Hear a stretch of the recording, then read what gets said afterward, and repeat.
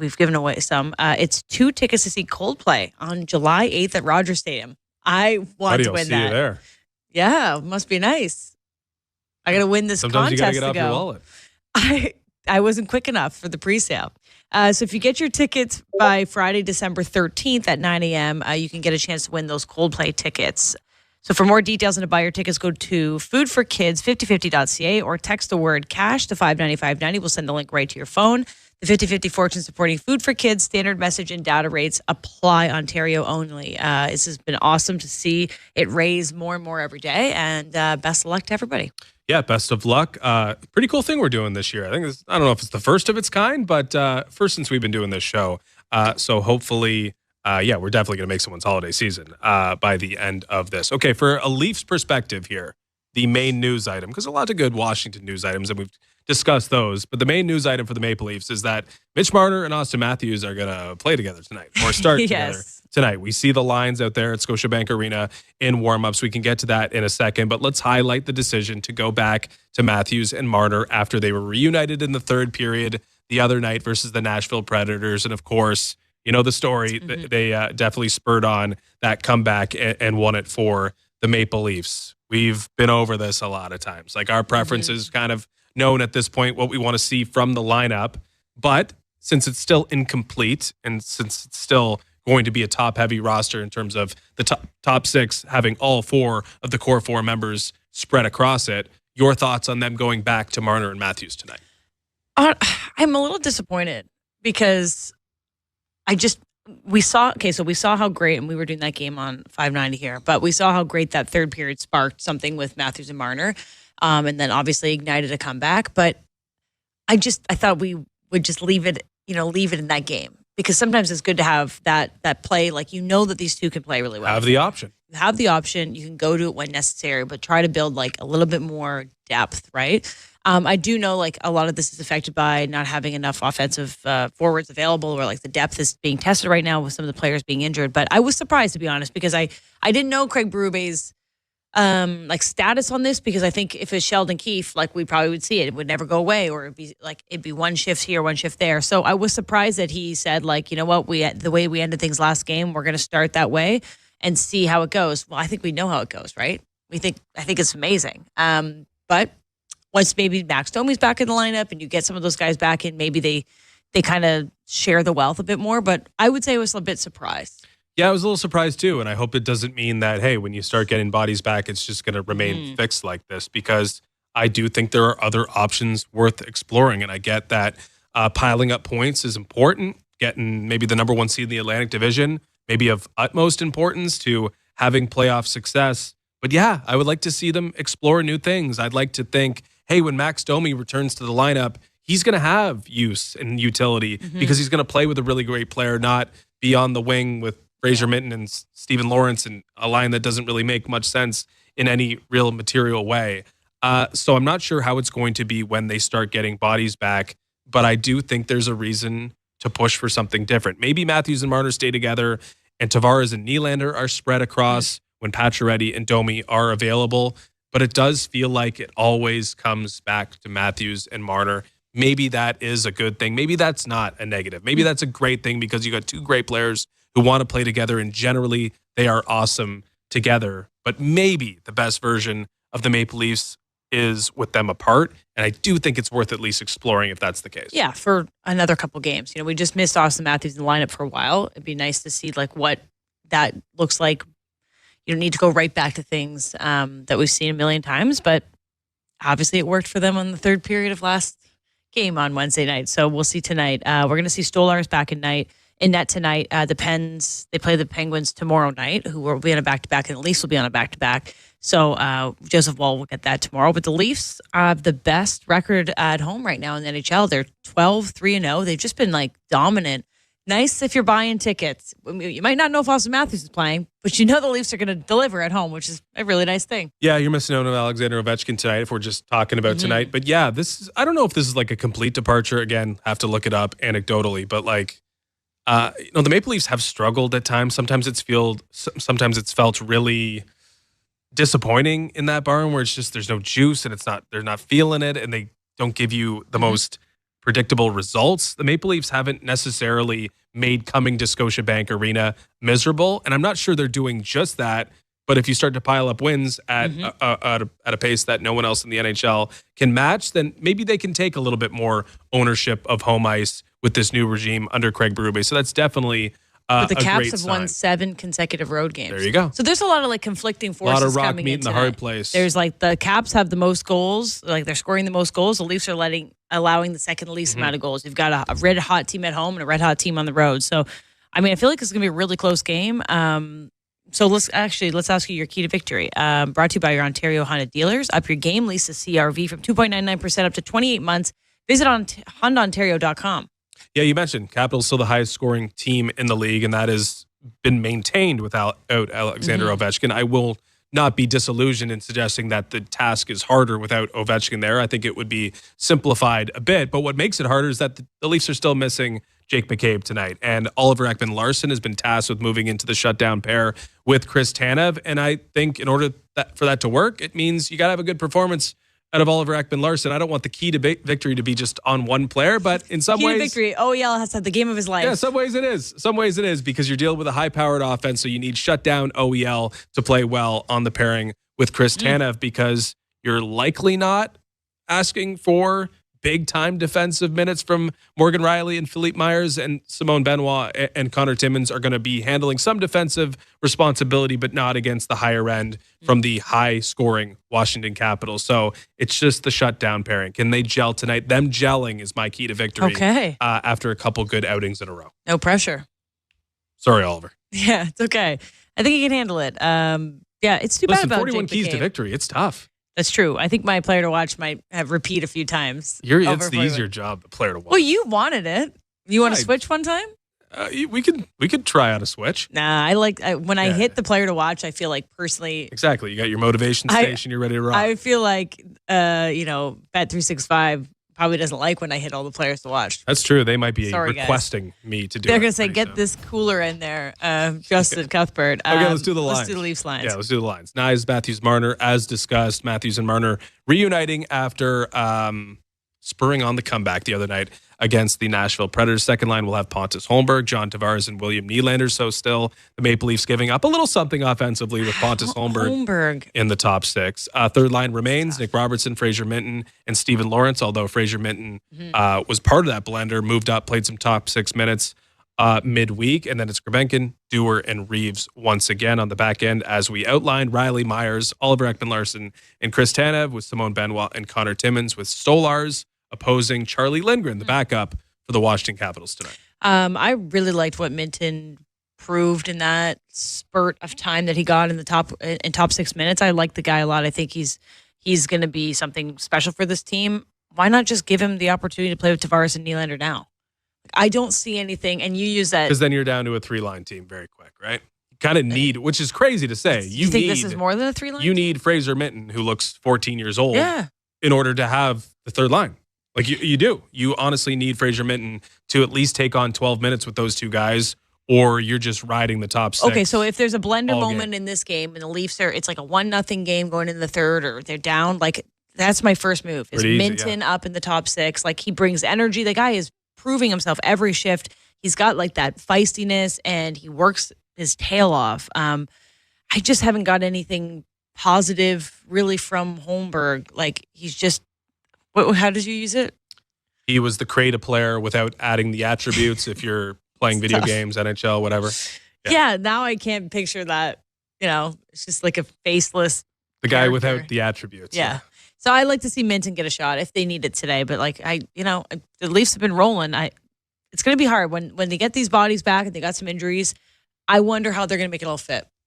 They're going to have to get rid of some people. That really is the $1 million question. I guess with Minton specifically, the $1 million question is, do they need an acquisition midseason? Like if he keeps on this trajectory, do you need to go rush out and spend futures assets on a third line center or an impact second line winger when you already have enough bodies if you have that third line center position taken care of? Because the default there has been Max Domi, who's had trouble doing one or the other when it comes to anchoring a third line, be it defensive shutdown ability or the ability to add some offense and some two-way play. So Max Domi's looked better on the wing. Fraser Minton has looked real comfortable of late at the center ice position. We don't know if they're going to work together in tandem.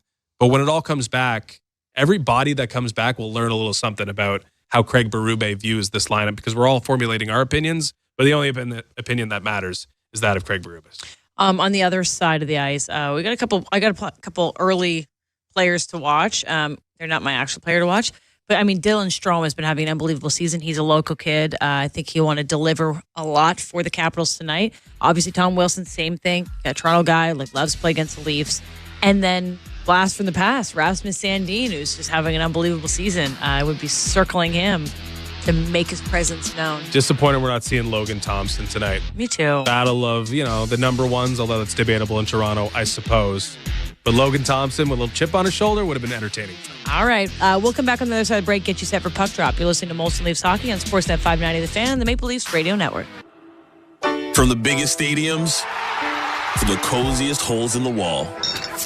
From house parties to porch hangs to pride celebrations. From your favorite fuzz shop to your local Indian spot. From noodle bars to sports bars to salsa bars. There's a Molson with your name on it. Canadian Ultra XL. Molson. Everyone in. Must be legal drinking age. Desjardins Insurance cares a lot about their clients. In fact, it's packed with such a ginormous amount of vast and substantial care that's bursting with even more whoppingly humongous and colossal care. You might be a little surprised when we tell you that all of that care fits in the palm of your hand. With the Desjardins Insurance mobile app, you'll get a big hand with 24/7 paper-free access to all of your home and auto policies, including your digital pink slip. Get insurance that's really big on care at Desjardins.com/care. The 2025 Honda Civic Hybrid is here, and it may sound too good to be true. With a 2-liter 4-cylinder backed by 2 electric motors, giving a combined 200 horsepower, it's our most powerful and fuel-efficient Civic ever. Plus, with an estimated range of over 800 kilometers and available features like a Bose premium sound system, your crew will love it too. Huh, maybe it should be called the Civic 2.0. Redefine your drive with the 2025 Civic Hybrid. Visit your Ontario Honda dealer and test drive yours today. Heard of Uline? You know, the have-it-all in-stock, ready-to-deliver shipping and industrial supply specialists? The company that does things for you that are unheard of, like keeping 41,000 items in stock in our own warehouses. With customer service reps on the line to get you what you need when you need it 24/7, 365 every time. Maybe you heard it here first. Want to hear more? Visit uline.ca. ULINE, your shipping and industrial supply specialists. A celebration of music on a global scale. The biggest stars, the biggest hits. Honoring all that's hot this year.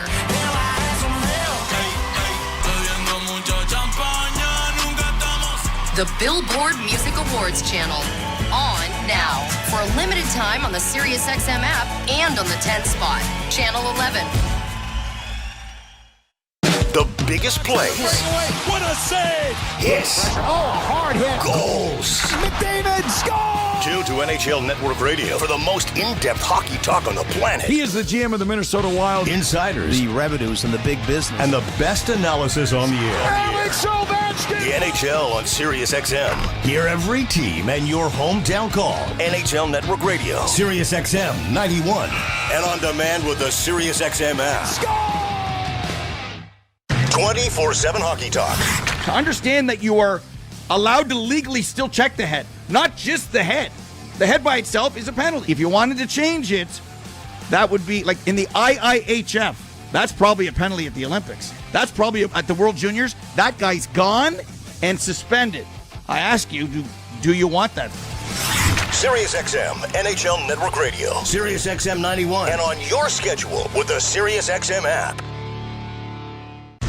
Hockey 24/7 on SiriusXM NHL Network Radio. The only 2 players in the history of the National Hockey League to have 600 goals, 1,600 points, 3 Stanley Cups, and 2 Conn Smythes. Wayne and Sid. Just it absolutely blows your mind how good Sidney Crosby is and how much we take him for granted. Sirius XM, NHL Network Radio, Sirius XM 91, and on your schedule with the Sirius XM app. The big names are on NHL Network Radio. The Executive Director, Vice President of Hockey Operations for the NHL, Colin Campbell. The one thing that we're wrestling right now, like when do you change a call? We talk about a listening device in the referee's ear. Do we make that next step? How more perfect can we make a game through video review and helping the officials on the ice? Sirius XM, NHL Network Radio, Sirius XM 91, and the Sirius XM app. The biggest names in the game. Trying to get behind, wrist the line, and walks in, put it between his legs, shoots and scores! NHL play-by-play on Sirius XM. Join me, Gord Stellick, and Scott Laughlin as we recap the night that was on NHL Morning Skate, weekday mornings at 7 a.m. Eastern on NHL Network Radio, Sirius XM 91. Ray Hudson here with an important announcement. You can listen to your favourite Sirius XM FC shows on the all-new Sirius XM app, now available for all subscribers. This is Molson Leafs Hockey. We're about to bring the war right now. Sound the alarm. On Sportsnet 590 The Fan and the Leafs Radio Network. There's a Molson with your name on it.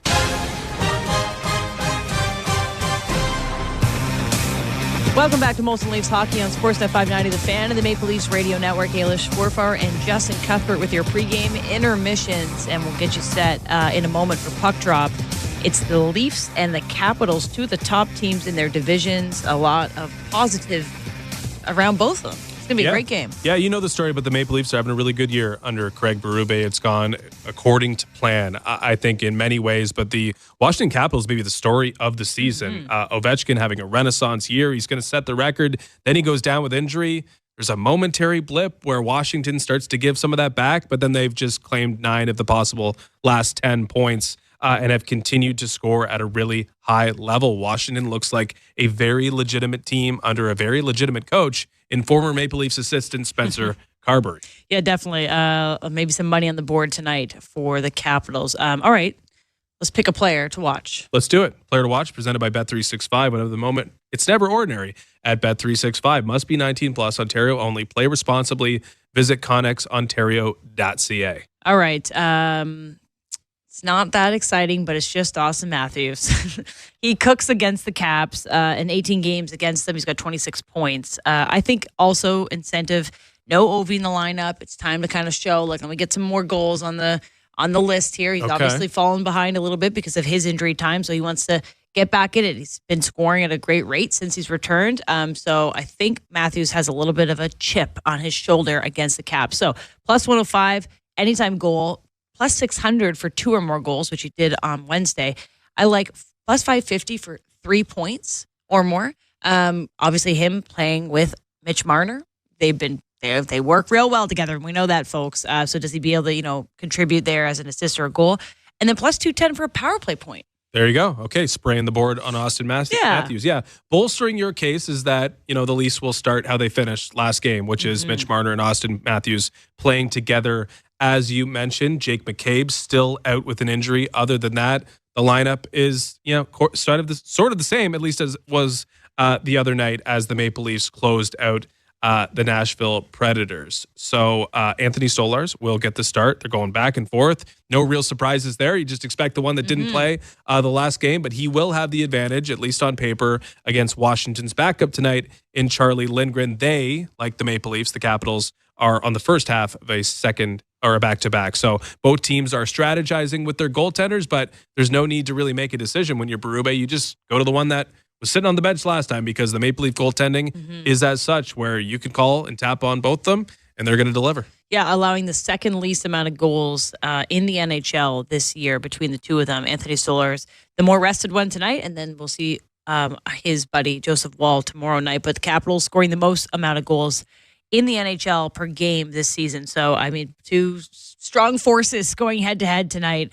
It'll be great to see. You got top of the Atlantic, top of the Metro, a couple winning streaks here. Leafs playing incredibly well at home, 12-3-0. So, Capitals obviously have to have the counterpart to that. They've won 7 consecutive road games. Yeah, a lot of Maybe the game will end in a tie. Two forces meeting tonight with Washington and Toronto, and I hope it was as good as it was last time these two teams met. John Tavares scoring the overtime winner. If we get it to extra time tonight, I'm sure the dramatics will be just as good as they were. All right, so Puck Drop is next with Joe Bowen and Jim Ralph. You're listening to Molson Leafs Hockey on Sportsnet 590, The Fan, and the Maple Leafs Radio Network. One game remains in the quest for the MLS Cup, and it's on Sirius XM. A pair of traditional powers have returned to prominence. New York Red Bulls have their second. Red Bulls 2-0. The Red Bulls are dreaming of claiming their first title, while the Galaxy look to lift their record-extending sixth. Puig plays it in for Joveljic. Fires! Score! It's New York against LA in the MLS Cup Final. Live coverage from Los Angeles begins Saturday at 4 Eastern on Sirius XM FC 157. The biggest plays. What a save! Hits. Oh, a hard hit. Goal. What's up, Leafs fans? Thanks for hanging out with us tonight. The Leafs and the Capitals, two of the best in the NHL, facing off in Toronto at Scotiabank Arena. Thank you so much for hanging out with us. Now, please take a second and hit that like button down below. Let's get more hockey fans hanging out with us here, cheering on our Maple Leafs while we take it to the Capitals tonight. Ovi, it's not happening tonight, buddy. We're going and we're winning this game. We're rolling. Let's go, Coach Berube and the Buds. Thank you for hitting that like button. Now, please share it out so we can find more Leafs fans to hang out in our awesome community with us. Now, back to the hockey. Go, Leafs, go. Let's get this, baby. Let's get that W. Guy's gone and suspended. I ask you, do you want that? Sirius XM NHL Network Radio. Sirius XM 91. And on your schedule with the Sirius XM app. Hockey 24/7 on Sirius XM NHL Network Radio. The only two players in the history of the National Hockey League to have 600 goals, 1,600 points, 3 Stanley Cups, and 2 Conn Smythes. Wayne and Sid. Just like it absolutely blows your mind how good Sidney Crosby is and how much we take him for granted.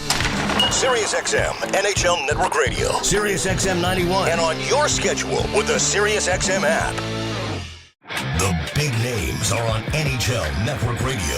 The Executive Director, Vice President of Hockey Operations for the NHL, Colin Campbell. The one thing that we're wrestling right now, like when do you change a call? We talk about a listening device in the referee's ear. Do we make that next step? How more perfect can we make a game through video review and helping the officials on the ice?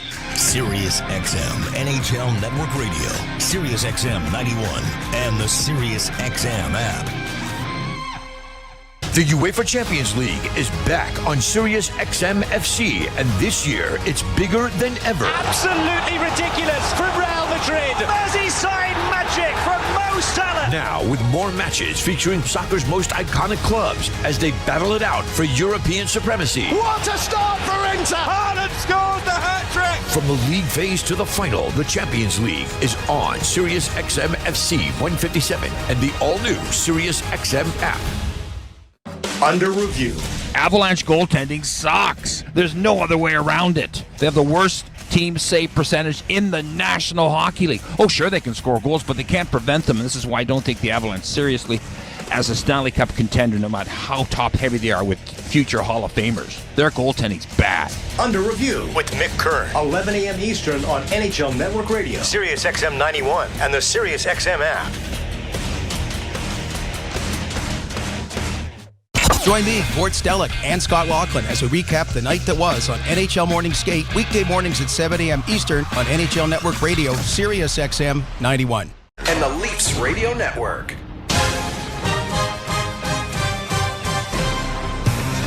Leafs and the Washington Capitals and the fearless spoilers of the Frozen Forts.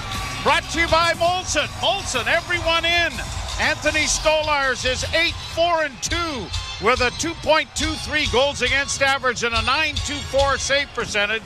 And Charlie Lindgren, 7-5-0 for Washington, 2.95 in those games. And we're underway, and glad you're along with us as the puck is in the center ice area, chipped into the zone by Nyes. Round the boards it'll go, and out come the Capitals.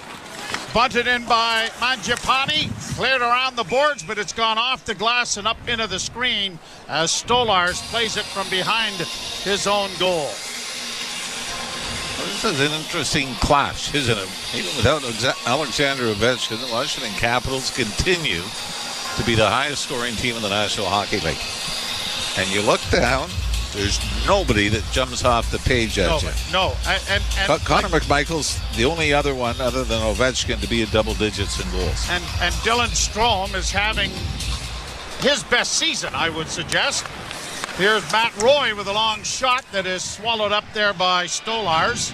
And a face-off coming in the Toronto zone as a result. And the thing that Washington has done, and they have done it since game 1 of the regular season. The Leafs, obviously, with Joseph Wall out, Stolars had to go on a bit of a run on his own. They've alternated their goaltenders every game since the first game of the regular season. And that's why it's Charlie Lindgren's turn here tonight.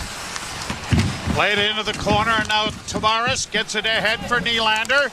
Nylander circles back, cutting in front of his own net with a couple of players after him, and now the puck is maintained in the zone. A shot deflects wide. It comes kicked into the corner then, and now here's Tavares trying to punch it along the boards. I'm going to wager a small, crisp, new $5 bill that Willie hears about that little piece of work when he gets back to the bench. Long shot is blocked in the skates. Into the corner it goes. The Leafs, Riley getting it around on the boards for Myers. Up ahead for Tavares. He launches it down into the zone. Nylander is going to get there to deny icing, so the admonishment may not be as long as first, but boy, oh boy, you just can't do that. Now, if Willie goes to the penalty box instead of the bench, we'll understand. You'll know. Understand, yes. Yeah. Might be an idea. Oh, no, he's gone right to the dressing room. Yeah. Played up on the boards back to the blue line. Chychrun sends it in wide of the Leaf goal.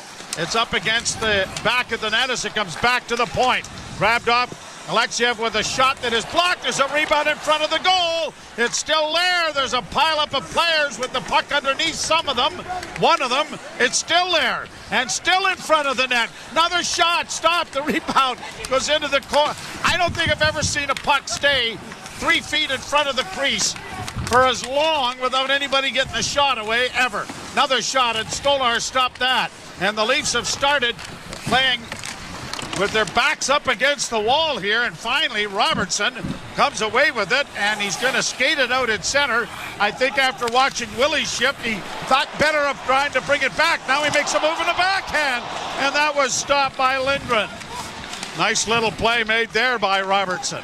Especially because everybody else had gone to the bench, so it was Nick Robertson 1-on-1, but really 1-on-4. Played in, and Lindgren, the goaltender, clears into the corner. Washington with it.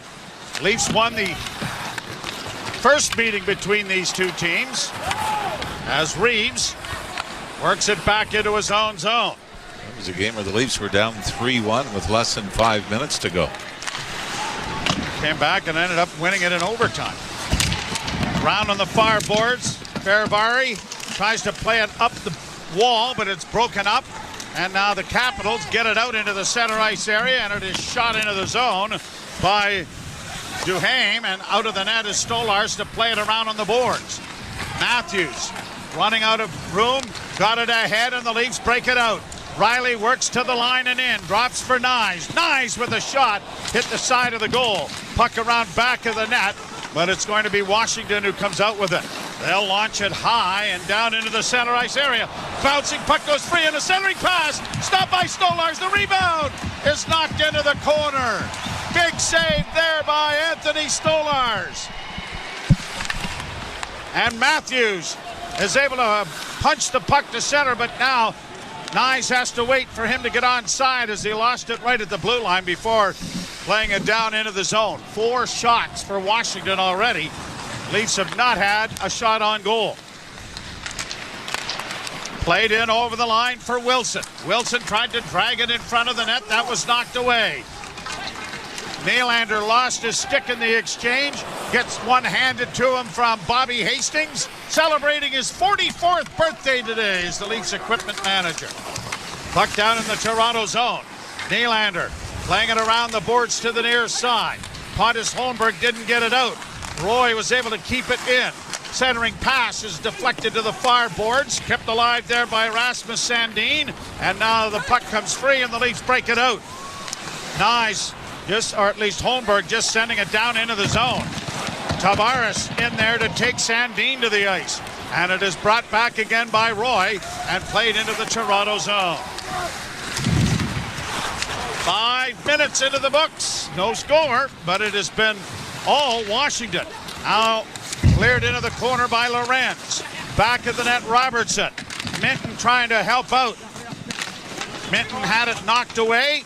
Jacob Chychrun trying to send it up the boards and has, but he launched it too far and too high. Too high. High. And it ends up being an icing. Remember that line from Major League? Too high. Never mind. I do now. I'm sure you had something more important to say. No. Actually, no. That was a great movie. What? The best. Absolute best. Yeah, I had best movie all time. I had nothing better. No, all right, good. I think I might have been able to sum it up, but save it. Save it. There's a lot more stoppages of play. You'll be fine. Capitals shoot the puck out at center ice. Onto the wing it comes, and now Marner. 3 assists the other night. Gets it down in around back of the net. Jacob Chychrun got it freed up. Capitals get to center. Puck is stolen there by Matthews, but then retained by by Washington. And it's down into the corner. And out come the Leafs with Riley getting it to Matthews. A turnover there, but Leafs are able to bring it back in.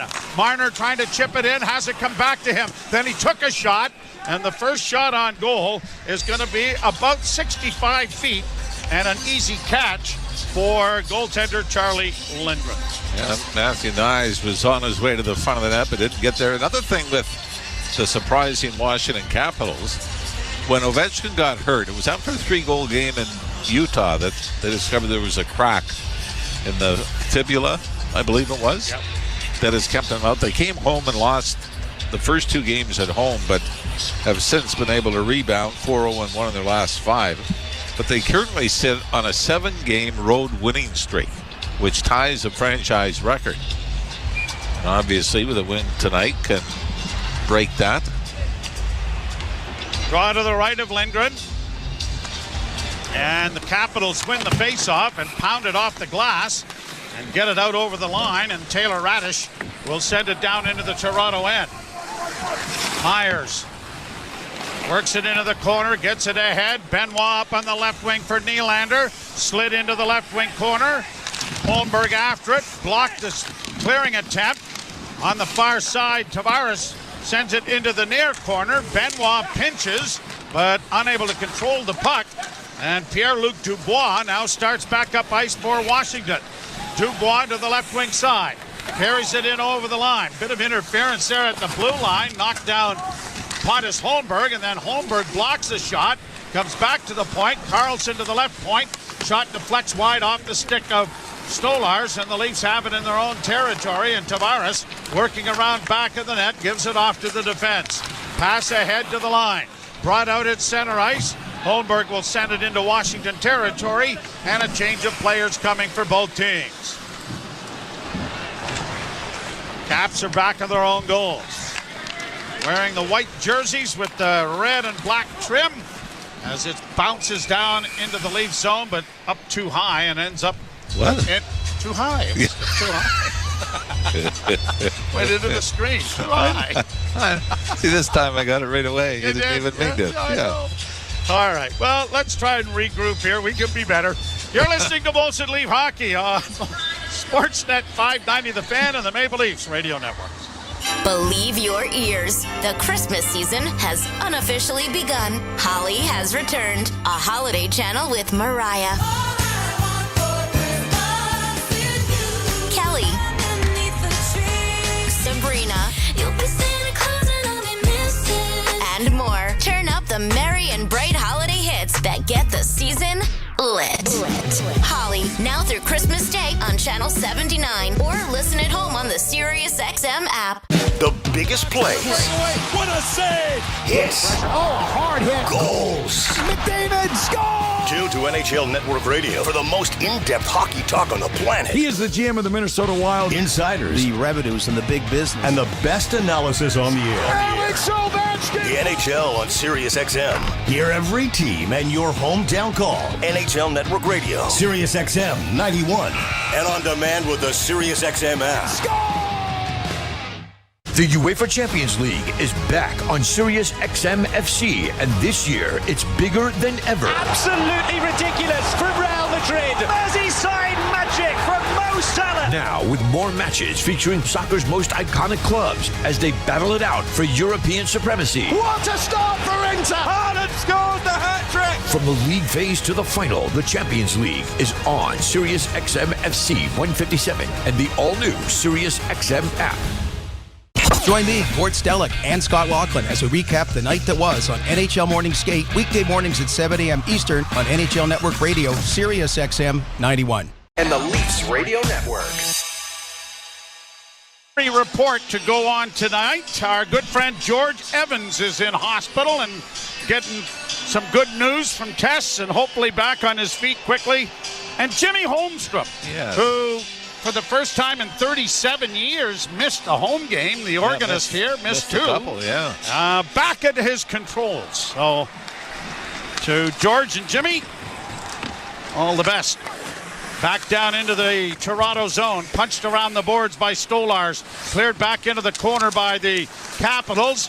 Capitals working it back towards the blue line. Here is Eller sending it wide of the goal. Far side, Myers ties up his man. Reeves couldn't get to it. Riley battles back of the net. Lost the puck. Continued back by Lapierre to the point and a shot. That went wide of the Leaf goal. For the second game in a row, the Leafs have really started slowly, have they not? Well, really, it was two periods. And here they are again. And a pass to the left wing side. Oh, and Stolars had to kind of flail himself over to get there. And then, fortunately for him, as he covers up now, boy, he did a cartwheel going from his left to his right.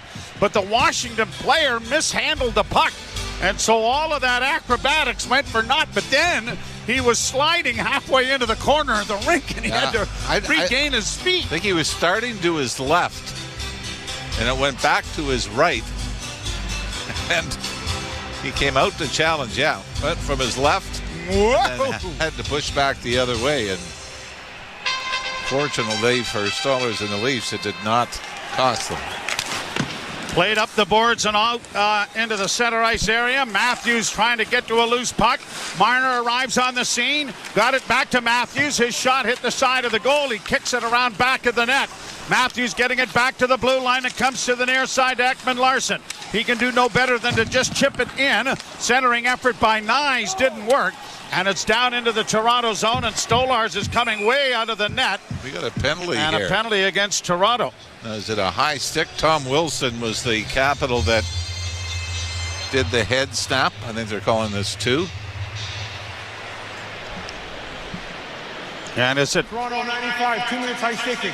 All right, Ekman Larsson is getting the penalty. Ekman Larsson came down the left wing boards to pinch and try to keep it in.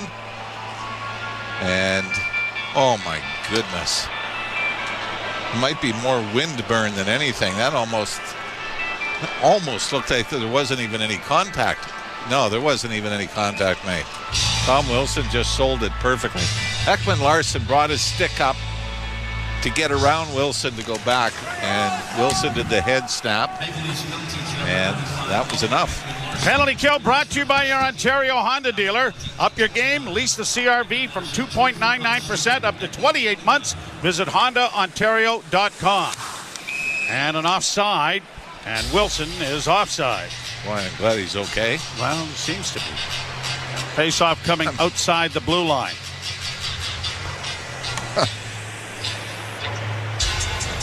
Tom Wilson, 9 goals, 19 points on the year, but has 4 power play markers, which is why he'd be eager to get Washington on the power play.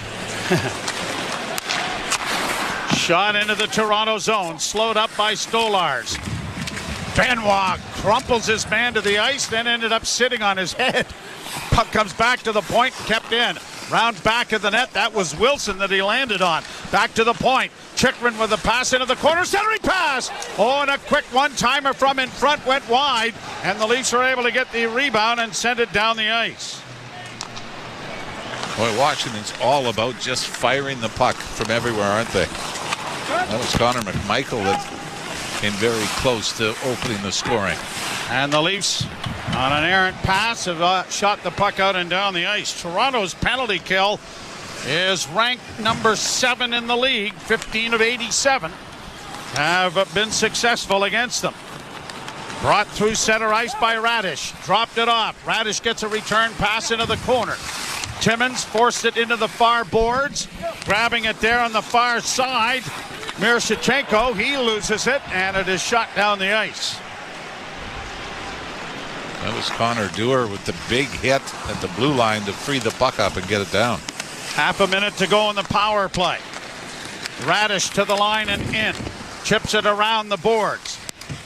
Trying to dig it free now. Radish in along the boards. Miroshnichenko comes away with it, and he makes a bad backhand pass and does the Leafs a favor by icing the puck. 10 seconds left in the first penalty of the game.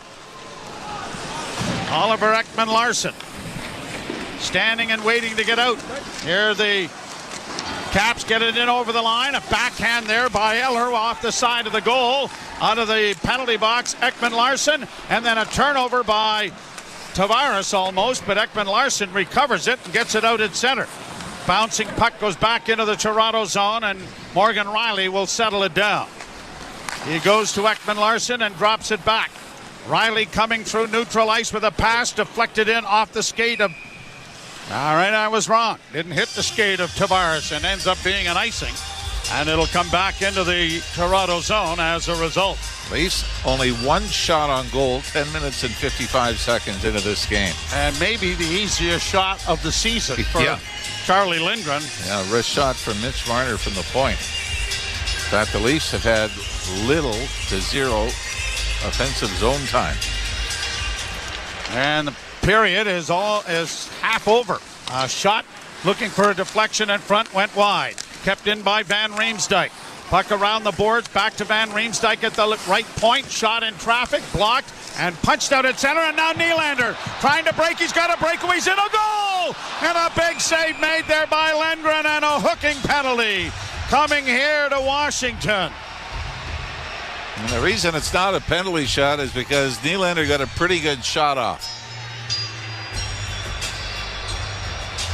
Nylander got the raced down and tracked down the puck at center ice. So the Leaf Power Play is brought to you by Enbridge Sustain. With a smart flow heating and cooling system that's always thinking about you, you can just think about the players' sweet flow. You're listening to Molson Leaf Hockey on Sportsnet 590 The Fan and the Maple Leafs Radio Network. Over to our sideline, download the app and see why it's never ordinary at Bet365. Must be 19 or older, Ontario only. Please play responsibly. If you or someone you know has concerns about gambling, visit connectsontario.ca. The 2025 Honda Civic Hybrid is here, and it may sound too good to be true. With a 2-liter 4-cylinder backed by 2 electric motors, giving a combined 200 horsepower, it's our most powerful and fuel-efficient Civic ever. Plus, with an estimated range of over 800 kilometers and available features like a Bose premium sound system, your crew will love it too. Huh, maybe it should be called the Civic 2.0. Redefine your drive with the 2025 Civic Hybrid. Visit your Ontario Honda dealer and test drive yours today. Heard of Uline? You know, the have-it-all in-stock, ready-to-deliver shipping and industrial supply specialists. The company that does things for you that are unheard of, like keeping 41,000 items in stock in our own warehouses. With customer service reps on the line to get you what you need, when you need it, 24/7, 365, every time. Maybe you heard it here first. Want to hear more? Visit uline.ca. ULINE, your shipping and industrial supply specialists. You're listening to Toronto Maple Leafs hockey. He's got a partial breakaway. Scores! Holy mackerel with a dagger! On Sportsnet 590 The Fan and the Leafs Radio Network. Joe Bowen along with Jim Ralph. Armin Zagarian pretending he's running the operation. Tom Young. There's a Hall of Fame name for you, I'll tell you that right now. Back at the controls, and Andrew is unfortunately here. I love Tom. We've known him for years. Well, sure we have. We get stuck with Andrew. Wouldn't it be nice if Tom was down here instead of Andrew? Leafs on the power play. Shot there by Tavares was stopped. The rebound cleared back of the net and rattled around the boards, and it's going to clear all the way down into the Leaf zone. Tom's got seniority. That's what it is. He doesn't have to work with us. So like he would have private parking and stuff like that. In over the line, Nyes. Dropping it back, it comes to Marner. Walks the line. Marner to the right wing side, now to the near side, and a shot taken into the slot by Nylander is covered up by Lindgren, and the Leafs, that's their best scoring chance right there, other than the breakaway by Nylander. And Lindgren almost overplayed that, didn't he? He had to get to his right to square up to Nylander. Nylander was sort of a little half slapper back the other way and almost went under. Oh, it was almost redirected by... Willie leads the Leafs in power play goals with 6 of his 16 coming with the man advantage. And the Caps are going to get to it, and they send it out off of Marner down into Toronto territory. Lars Eller chasing, and Marner sends it around the boards. Tavares drops it back for Matthews, and Matthews starts away at center. He's going to drop it now for Nylander. Nylander hits the line in on the wing for Tavares. Trying to chip it in for Matthews. Matthews stole, and then a backhand by Willie was stopped by Lindgren. Back to the point it goes. Matthews gets a pass to the far half boards. Back to Marner to the near side. A pass in front of the net. Tavares, center pass. Oh, and Nyes took a shot. Oh. Then Lindgren gets hit in the seat of the pants with a centering effort there by Nylander. Oh, my, what a chance Matthew Nyes had in front of the net. Left wing side, Robertson. Into the left wing corner. Ties up his man and waits for Minton to arrive on the scene. And the Leafs come away with the loose puck. Back to the point. 26 seconds in the power play. Riley, wrist shot coming, blocked, rebound, chipped in back of the net.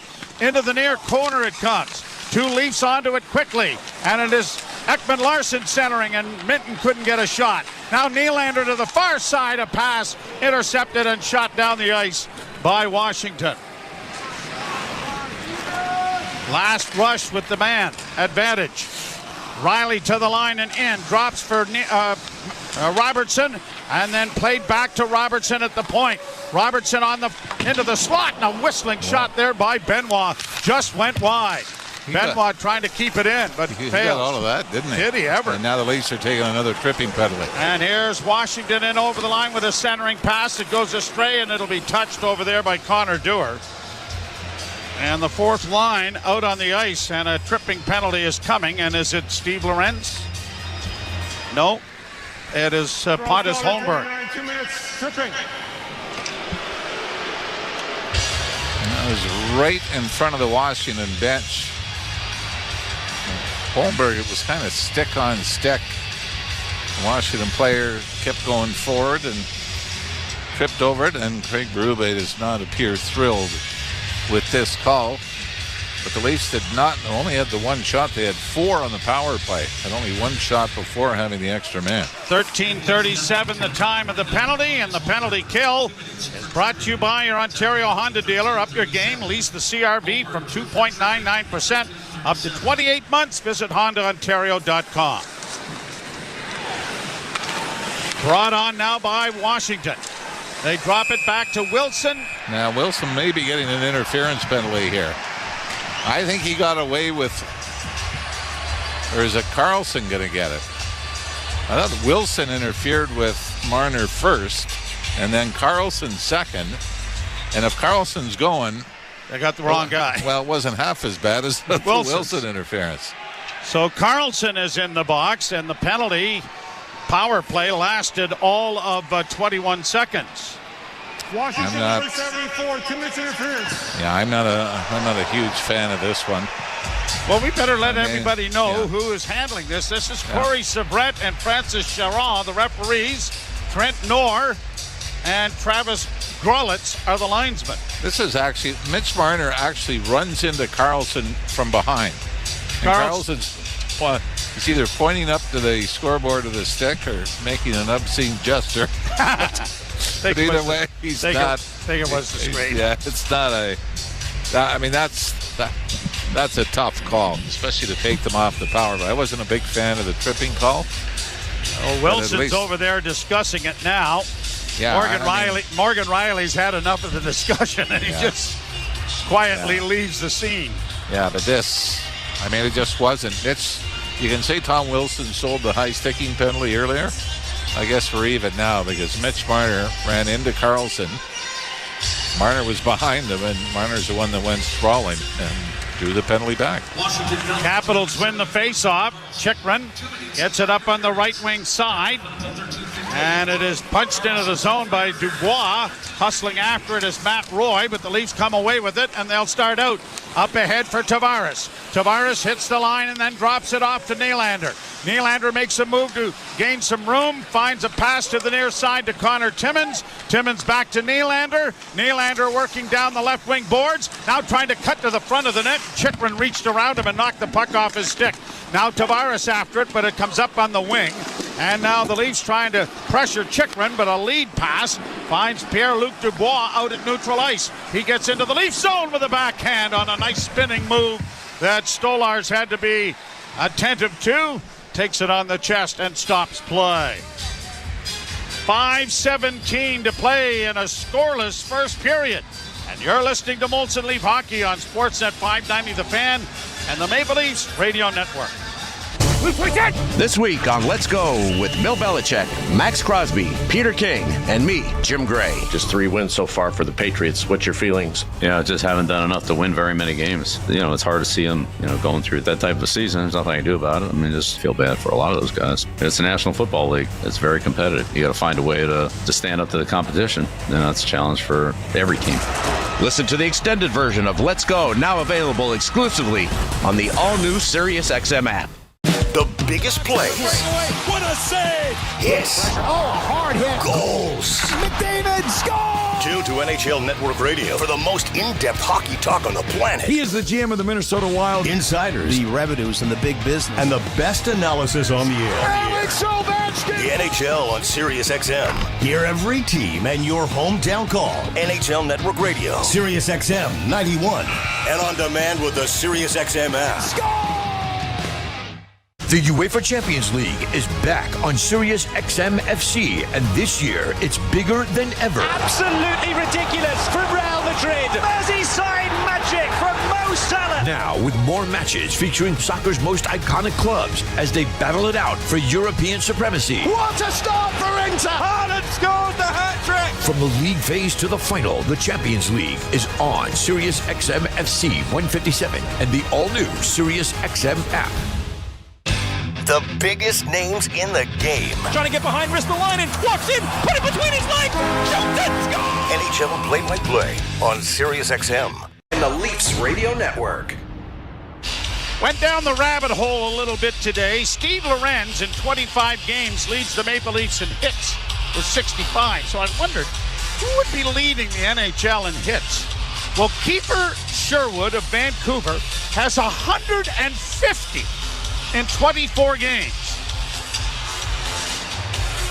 In second place is Mark Kostelic of Boston. He's played 3 more games, and he has 110. 150. Do they count bumping in the warm-ups, or? I mean, that's unbelievable. It's 150. Must have to break Muhammad Ali's record. No kidding. You're gonna live in a icebox after the games. But it is a subjective thing, isn't it? Remember the Islanders? Brendan Witt was always among the leaders. Yep. No, they're aggressive, but let's be honest here. Leafs with the puck in the center ice zone, dropping it back. Soon to go on the power play for an abbreviated time. Marner in on the right side. Centers in front of the goal. A shot by Ekman Larsson went off a leg. Marner into the near corner, trying to tee it up for Matthews. Can't. Gets it back again. Send it into the corner. It comes back on the boards. Riley pinches to keep it in, but it is pushed by Washington down into the Leaf end. 14 seconds left to go, just in an abbreviated power play for the Maple Leafs. Left wing feed now for Tavares. Tavares slides by one. Got it into the slot. Wrist shot, no. Riley, or no, at least Nylander back at the net. Then a shot by Riley went well wide of the goal. Dropped off on the right wing side for Timmins. Timmins bodied to the boards by Carlson. Eller will play it around on the near side, and it's going to be backhanded out into neutral ice by Dubois. Leafs with it at their own blue line. Nylander turns on the left wing for Riley, and ripped into the zone it goes. Down the boards, Nyes can't get to it. Kept alive by Nylander, fed to an open corner. Nyes gets there first to play it back to Tavares. Tried to get it back to the point, just did, and then a shot deflected wide and just went wide of the net off the stick of Myers. Good play there by Nyes to take the puck away from the Washington player at the blue line, but it's out into neutral ice. Benoit couldn't chop it out. Kept in now, and a shot blockered away nicely by Stolars. It comes back to the point, another drive. Knocked down in front of the goal, and the Leafs come away with it. Brought on by Dewar. He'll send it down into the zone. Connor Dewar trying to chip it back to the net, but failing.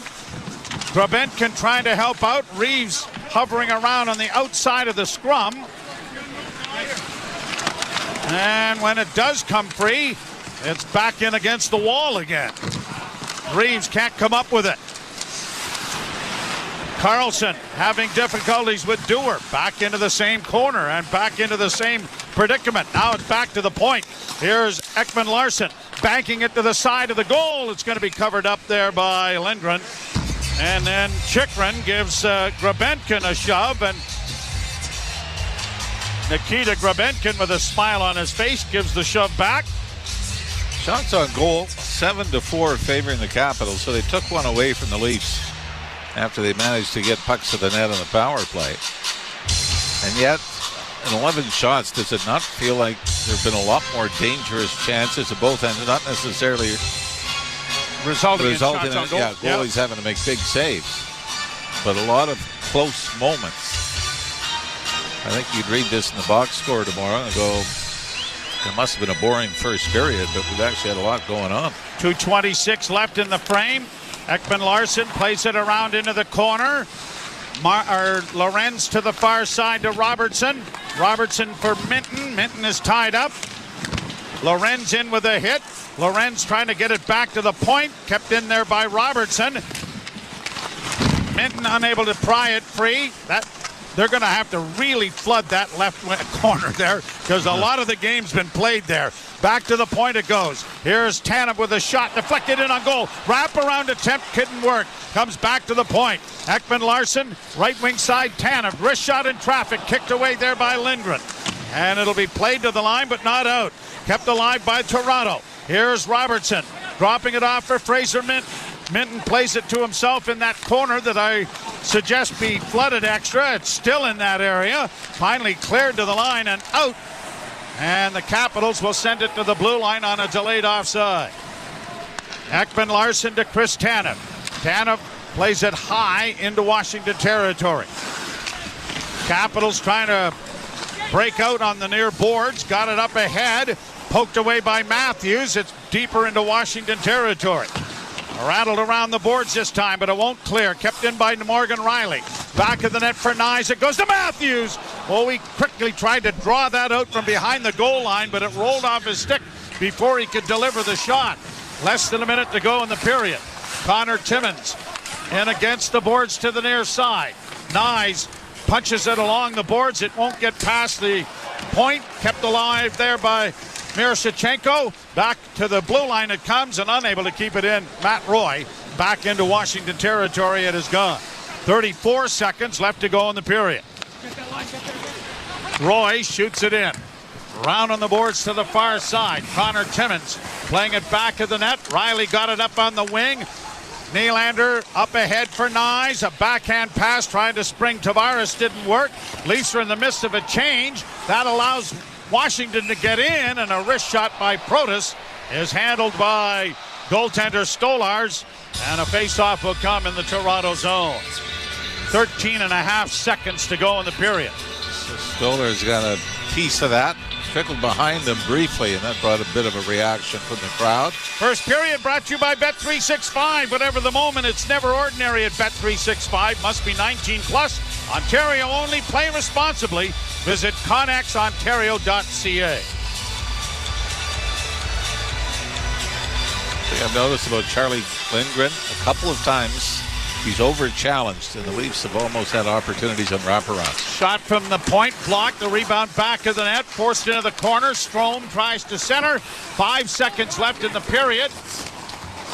Tanev by the backhand that gets into the corner, and that will erase the rest of the time on the clock. And the first period ends scoreless. Nylander and Stolarz having a little discussion, and it might be, Willie, don't bring the thing back and try to beat two guys right in front of where I am unless you pass me the puck and then I outlet it. I don't think that was part of it. Oh, how many games in a row now have the Leafs not scored in the first period? Because I know you've got your book. Well, let's look. Handy. Okay, well, they didn't do it last night. They did it against the Chicago Blackhawks. Oh, they did scored get at one. 15-35. Matthews. So the answer right. to your question, Mr. Rao. 2 games now in a row. One. Well, two. Oh, two in a row. 2 in a row, yes. I'm going to write that down. All right, fine. You're listening to Molson Leaf Hockey on Sportsnet 590 The Fan and the Maple Leafs Radio Network. 911, what is the emergency? Here, around the clock. True crime. This is Dateline. New mysteries. A mother vanishes just before Halloween. New cases. The bone-chilling case of the Menendez brothers. New twists. There was no way he was going to let this secret get out. Who can you trust when everything you thought you knew is turned upside down? People involved are in some pretty high positions. Real people, real stories, real mysteries. Dateline 24/7, channel 107, and on the SiriusXM app. The biggest plays. What a save! Hits. Oh, a hard hit. Goals. McDavid scores! Tune to NHL Network Radio for the most in-depth hockey talk on the planet. He is the GM of the Minnesota Wild. Insiders. The revenues and the big business. And the best analysis on the air. Alex Ovechkin! The NHL on SiriusXM. Hear every team and your hometown call. NHL Network Radio. SiriusXM 91. And on demand with the SiriusXM app. Score! 24/7 hockey talk. To understand that you are allowed to legally still check the head, not just the head. The head by itself is a penalty. If you wanted to change it, that would be like in the IIHF. That's probably a penalty at the Olympics. That's probably at the World Juniors. That guy's gone and suspended. I ask you, do you want that? SiriusXM, NHL Network Radio. SiriusXM 91. And on your schedule with the SiriusXM app. Hockey 24/7 on SiriusXM NHL Network Radio. The only 2 players in the history of the National Hockey League to have 600 goals, 1,600 points, 3 Stanley Cups, and 2 Conn Smythes. Wayne and Sid. Just like it absolutely blows your mind how good Sidney Crosby is and how much we take him for granted. SiriusXM NHL Network Radio. SiriusXM 91. And on your schedule with the SiriusXM app. The big names are on NHL Network Radio. The Executive Director, Vice President of Hockey Operations for the NHL, Colin Campbell. The one thing that we're wrestling right now, like when do you change a call? We talk about a listening device in the referee's ear. Do we make that next step? How more perfect can we make a game through video review and helping the officials on the ice? SiriusXM NHL Network Radio. SiriusXM 91 and the SiriusXM app. The UEFA Champions League is back on SiriusXM FC, and this year it's bigger than ever. Absolutely ridiculous from Real Madrid. Merseyside magic from Mo Salah. Now with more matches featuring soccer's most iconic clubs as they battle it out for European supremacy. What a start for Inter! Haaland scores the hat-trick! From the league phase to the final, the Champions League is on SiriusXM FC 157 and the all-new SiriusXM app. Under review.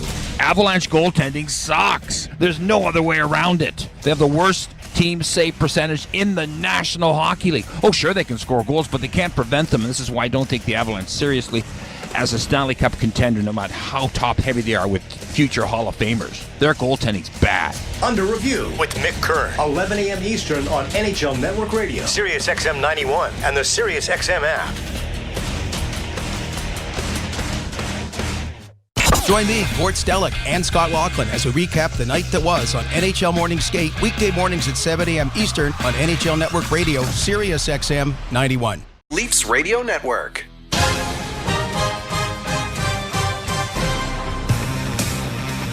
Welcome back to Molson Leafs Hockey on Sportsnet 590 The Fan and the Maple Leafs Radio Network. Ailish Forfar and Justin Cuthbert for your intermissions. And not much going on in that period between the Leafs and the Capitals, scoreless after 20. No, you look at the numbers and it's like, okay, there were some scoring chances and there were some high danger looks and shots for and shots attempted, but it Hockey doesn't was played. It doesn't feel like it was overly high event, despite, maybe a sort of a average period from that standpoint. But yeah, not much going on. I think a couple things maybe leading to the malaise that felt like the Maple Leafs were in, at least. One being all the power plays early on. Mm-hmm. I think it kind of threw off the flow a little bit. But I kind of think predictably flat going back to Matthews and Marner, no question asked. No, because it was a real special thing in the third period. They have the jump and it's like, all day and in the lead up to this game, they maybe told yesterday, it's like, oh, we're back together now. And it's like, it's just another normal night and you kind of fall flat immediately. So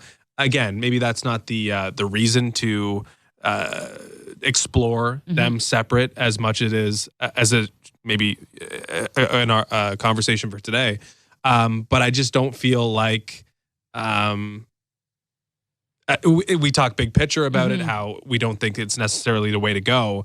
But even for this game, I think it can affect you a little bit in that it's going back to the familiar thing. And the familiar feeling maybe isn't one of like the utmost inspiration. Yeah, that third period on Wednesday night where the Leafs were trailing and they came out, shot out of a cannon, 2 quick goals through Matthews and Marner and their connection. I just felt like that was like, okay, break glass in case of emergency. It worked. It was the spark that ignited the team, ignited the comeback. They end up winning it. And then, yeah, you're right. You you're going to get back to it today. You've practiced in it. Everyone knows the questions have been asked. It's going to be Matthews Marner. And you're like, okay. So maybe there is less like fire because it worked so well and it's just comfortable. I don't think that's going to be a change at this point. It's still a 0-0 game, but it just didn't feel like a big spark. And it's too bad because we were teeing this one up for an hour before the show about how it's a great matchup between the top of the Atlantic, the top of the Metro, two teams that are certainly, overperforming in a sense with the Washington Capitals, a team that not a lot of people had even going to make the playoffs this year. Without Ovi, they have all this fire. They've got a bunch of Four Nations snubs. Like they're the highest scoring team in the NHL right now. And they don't look like they're buzzing from the start. And the Leafs, who have been so good at home, they're 12-3-0, best in the NHL. They're on the first game of a back-to-back tonight. They're looking to get another win against the Capitals, which was a great game back in November. Just a bit of a slow start. Friday night, a little sleepy. Maybe they just need to go back in that room. Maybe that's it. Friday night. It Friday is a night's weird night. Weird. Friday night, Scotiabank Arena is generally reserved for the Raptors and not necessarily the Leafs. Maybe that's part of it tonight. Interesting, the word comfort. I didn't feel the utmost comfort in Anthony Stolarz in that period. It was a little... He had it was a little wonky. Samsonov moment. Yeah, there was a Samsonov moment, kind of sliding around, but everyone trips every now and then on the ice or was fooled out there a little bit. But it felt like a little bit more noticeable from a goaltending perspective. I think he was just a little louder in the crease. I wonder if he can settle down or if it means anything for the rest of tonight's performance. But again, the Washington Capitals were able to generate some looks. They ended the period with 8 shots on goal, and Anthony Stolarz was able to rise to the occasion on all of them. So not sounding the alarm on anything, but it was a little different from the Stolarz standpoint. He's a massive guy, a big individual, but he's always so in control. I think that's the most impressive thing about Stolarz. And he looked a little bit more Samsonov-esque in that period. That's lots of time to solidify a little bit of consistency. And the Leafs are having a great goaltending duo between Woll and Samsonov. I mean, Woll and Stolarz. So let's see what they could get for the rest of this game. We'll take a quick break. We'll come back on the other side. We'll give you the out-of-town scoreboard. A lot of really big games on the NHL, specifically with the Rangers and the Penguins after the Rangers make a bunch of moves today, shipping out Jacob Trouba and signing Igor Shesterkin. So they're underway. We'll look at the out-of-town scoreboard and get you set for the second period. You're listening to Molson Leafs Hockey on Sportsnet 590, The Fan, and the Maple Leafs Radio Network. The scrape of blades, the clash of sticks. Hockey's more than a game. It's unrelenting, never-give-up moments that make you feel alive. And so you commit. to the weekly ups and downs, the long road to the playoffs.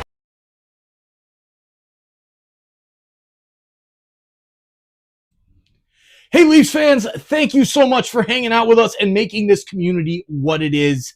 Just by being here, you are making a difference as part of our revenue goes to SickKids Hospital every single month.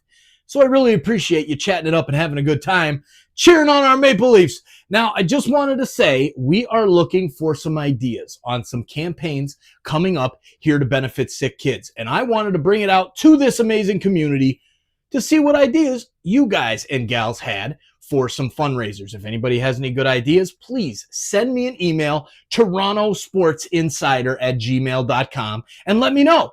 And let's do something special for this next campaign coming up in possibly late December, January, maybe even pushed into early February. Just depends. Thank you guys for hanging out with us. Go Leafs, go. We'll see you back in the chat.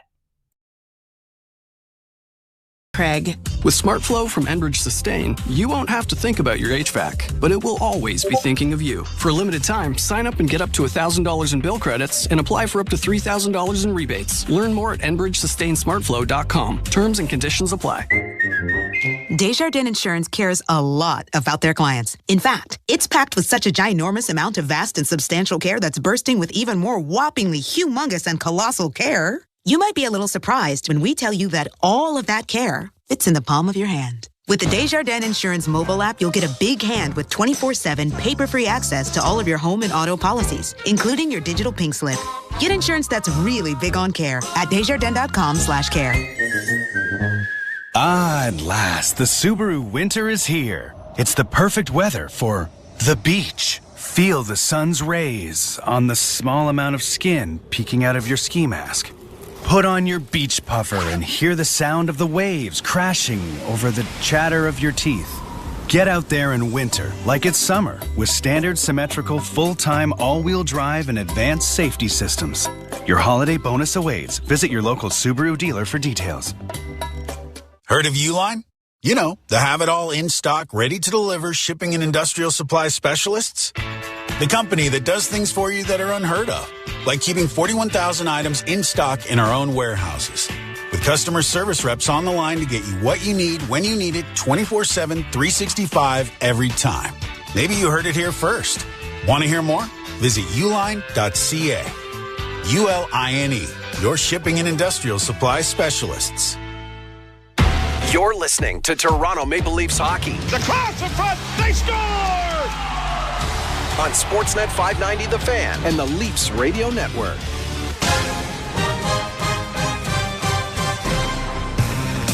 Welcome back to Molson Leafs Hockey on Sportsnet 590 The Fan and the Maple Leafs Radio Network. Ailish Forfar, Justin Cuthbert, a scoreless first period between the Leafs and the Capitals at Scotiabank Arena. But there's a lot of intrigue tonight in the NHL. We'll take a look at the NHL scoreboard presented by Bet365. Whatever the moment, it's never ordinary at Bet365. Must be 18 plus. Ontario only. Play responsibly. Visit ConnexOntario.ca. Two other games ongoing as we speak. The Kraken and Devils are 1-1 after one, and the Penguins and the Rangers. The Rangers definitely in the news today with the trade of Jacob Trouba and the signing of Igor Shesterkin. It's early there, and it's still scoreless, 0-0. Still to come tonight, a big one, Stars and Golden Knights. Wild will be in Anaheim to take on Jacob Trouba's Ducks. And the Blue Jackets and Canucks will go at it at 10 p.m. in Vancouver. Yeah, both teams, we got the Leafs tomorrow in action on Hockey Night in Canada against the Penguins. So they're on a back-to-back. But it'd be nice to get the win in hand while you have it against a team like this, against the Capitals. You know, we have great goaltending. Back in the day, you used to think, okay, do we want to put our best goalie in for night one of the back-to-back because you really want to win that one, right? But between Stolarz and Wall, like it right now feels super even. Feels like it's a very healthy competition between the two of them.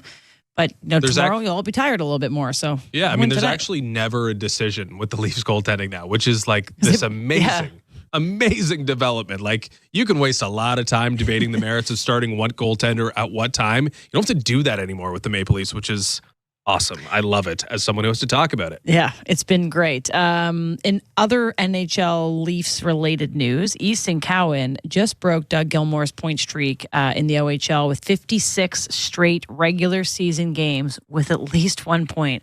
Unbelievable. Yeah. kid's too good for the league that he's playing in, and not good enough yet, I guess, for the NHL. So he's kind of stuck in limbo, but not too early to dream about what the Maple Leafs are going to look like next season, assuming they can get John Tavares, Mitch Marner, and Matthew Nyes done. Nyes is, of course, a restricted free agent. The other two will have a little bit more flexibility if they choose to chase it. You're adding Easton Cowan to a Fraser Minton-led third line potentially with everybody else still under contract. Austin Matthews, William Nylander, Max Domi, Calle Yarncroke, if you ever see him, Bobby McMahon. Like, you go down the list, all these guys are available. The team is going to looks really good this year. Everyone's really encouraged by the start for the Maple Leafs. But I feel like if they can get the right contract signed and you're adding that next wave, which is led by Easton Cowan, you're starting to connect the previous with the new. And I think that's going to mean a lot for a team that's going under this transformation as we speak, a new identity under Craig Berube and Brad Treliving. It's not too early to be excited about next year. Yeah, 56 straight games, the point. We don't have people that even get to play 56 straight games. So to do that is unbelievable. So congrats to Easton Cowan. I'm sure he'll keep it going. We'll keep it going with the start of the second period. Just after the break, Jim Ralph and Joe Bowen will have the call. It's a 0-0 tie after 20 minutes between the Leafs and the Capitals. You're listening to Molson Leafs Hockey on Sportsnet 590, The Fan, and the Maple Leafs Radio Network. The hot stove is heating up, and MLB Network Radio is your ultimate destination for wall-to-wall coverage of the winter meetings in Dallas. It may be more exciting than the World Series. Beginning Sunday, join our team of insiders and analysts as we bring you exclusive interviews and live updates straight from the heart of the action. Catch all the deals, storylines, and decisions shaping the 2025 season only on MLB Network Radio, Channel 89, and the SiriusXM app. The biggest plays. What a save! Hits. Oh, hard hit. Goals. McDavid scores! Tune to NHL Network Radio for the most in-depth hockey talk on the planet. He is the GM of the Minnesota Wild. Insiders. The revenues and the big business. And the best analysis on the air. Alex Ovechkin! The NHL on SiriusXM. Hear every... What's up, insiders? How we doing this evening? It is a beautiful, freezing cold evening here in the Chicagoland area. Great to see everybody here in the chat. Brenda, Jay, Maggie Gaming, Jaker Talks, Mr. Roboto, Mark Daigle. Cheers, Mark Daigle. How you doing, Roboto? Good to see you, man. Sorry, I got my soccer hoodie on and because it was freezing at the kids' chorus concert right up the road. I had to walk because they're literally parked out front of my house. So I was like, you know what? Screw it. I'm just going to walk. And that's a bad decision when it's like 18 degrees out or something Fahrenheit, something like that. So, yeah. But there you go. We got Big Jam Roll in the house as well. Brad Smith, Jake McAnowie, Brandy Gale, Jeff Mitterling, Wilfred Witzke. How you guys doing tonight? So great to see everybody. This stream is going crazy, and the Buds are just waiting to kick off a goal here. I can feel one coming real early here in the second period. Let's go, Buds. Go, Leafs, go. Great to see everybody here in the chat tonight. And time to watch the game now. Nice and warm inside the house. Good to see you, Stuart Liddell. What's up, man? As well, Roll 6 of 6. Dice, how you doing? Cheers. Roll. All right, let's get back to the hockey. There's the music playing. There's Andrew Hurd as well. What's up, Andrew? Cheers, my man. Johan Yotun. Good to see you guys. And John Slattery. All right, I got to go. And the shots on goal favored Washington by an 8-5 count after the first 20 minutes.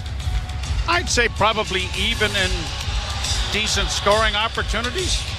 Willie Nylander had a breakaway. Couple of other good chances on the power play for the Leafs. Anthony Stolarz made a couple of big saves. Back-to-back games, though. The first 5 minutes, the Leafs right back on their heels. And you can even make an argument that Chicago carried the play a lot of times on Monday night. And as we mentioned, the Washington Capitals have had a little bit of magic on the road this season, tying a franchise record. 7 straight road wins coming into this one. Leafs fans, thank you so much for hanging out with us tonight. The Leafs and the Capitals. Who gains the zone, and his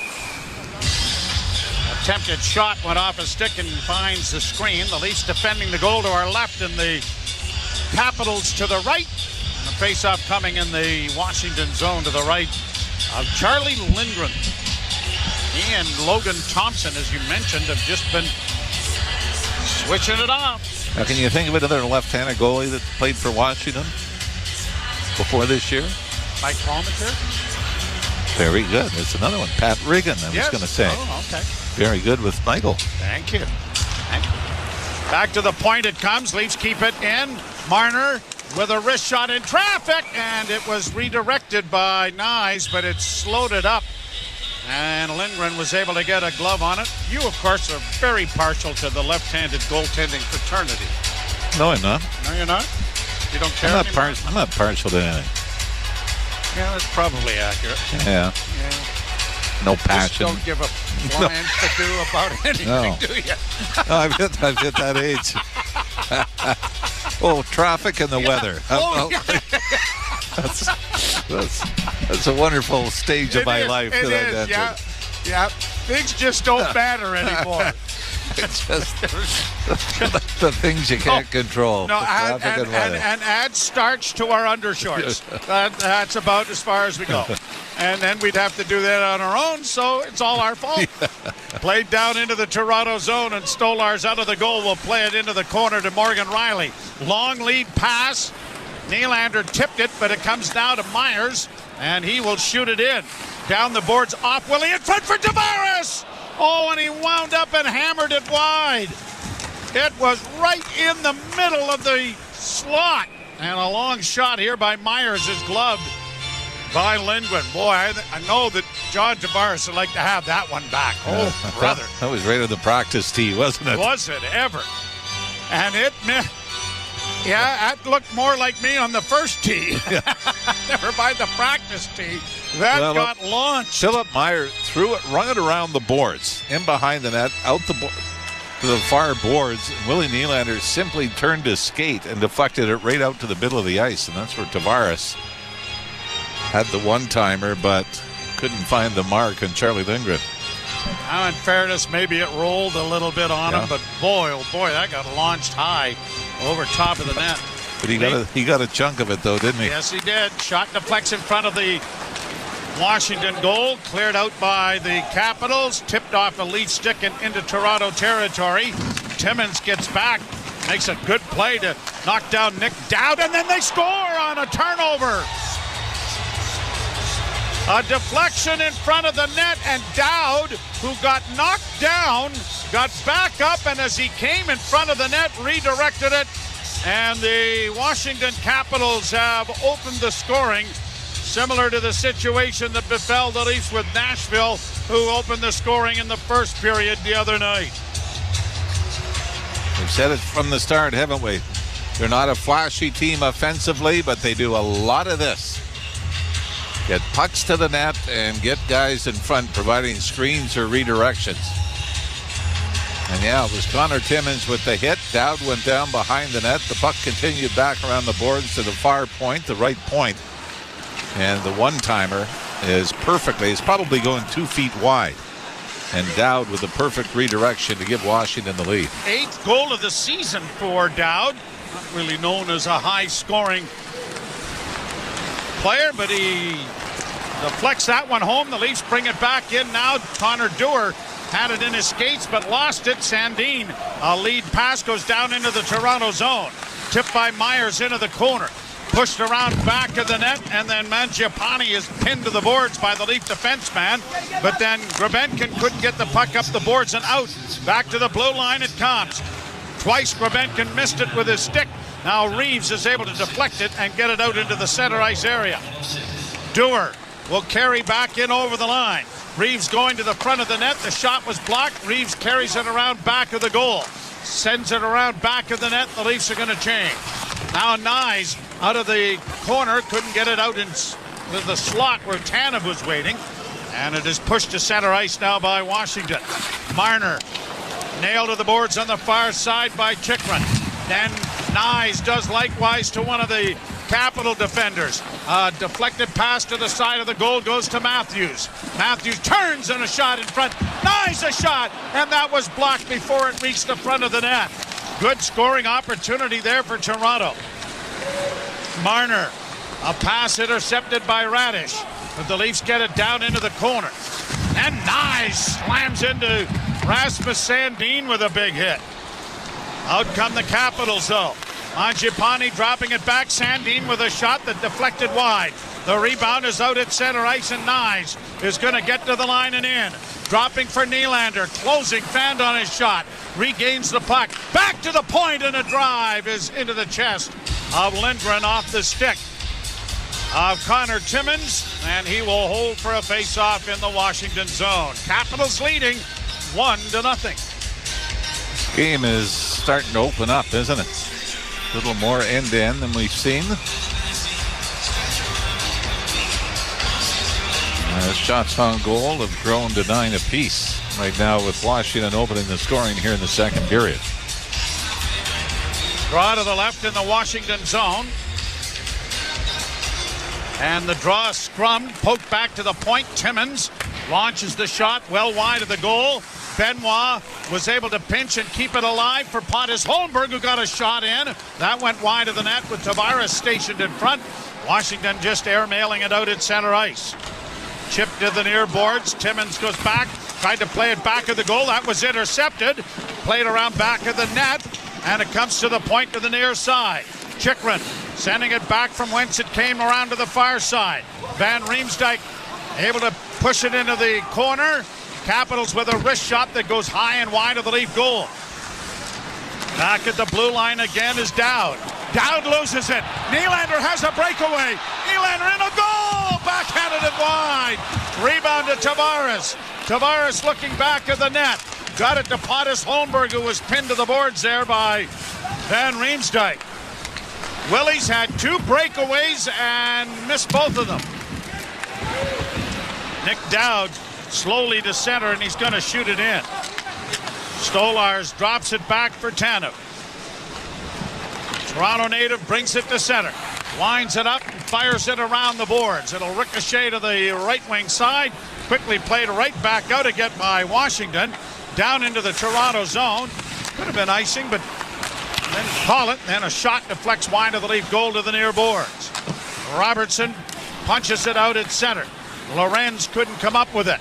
Batted to the left wing side and played in over the line now by the Maple Leafs as it comes around the boards and out, and Washington breaks down the left wing.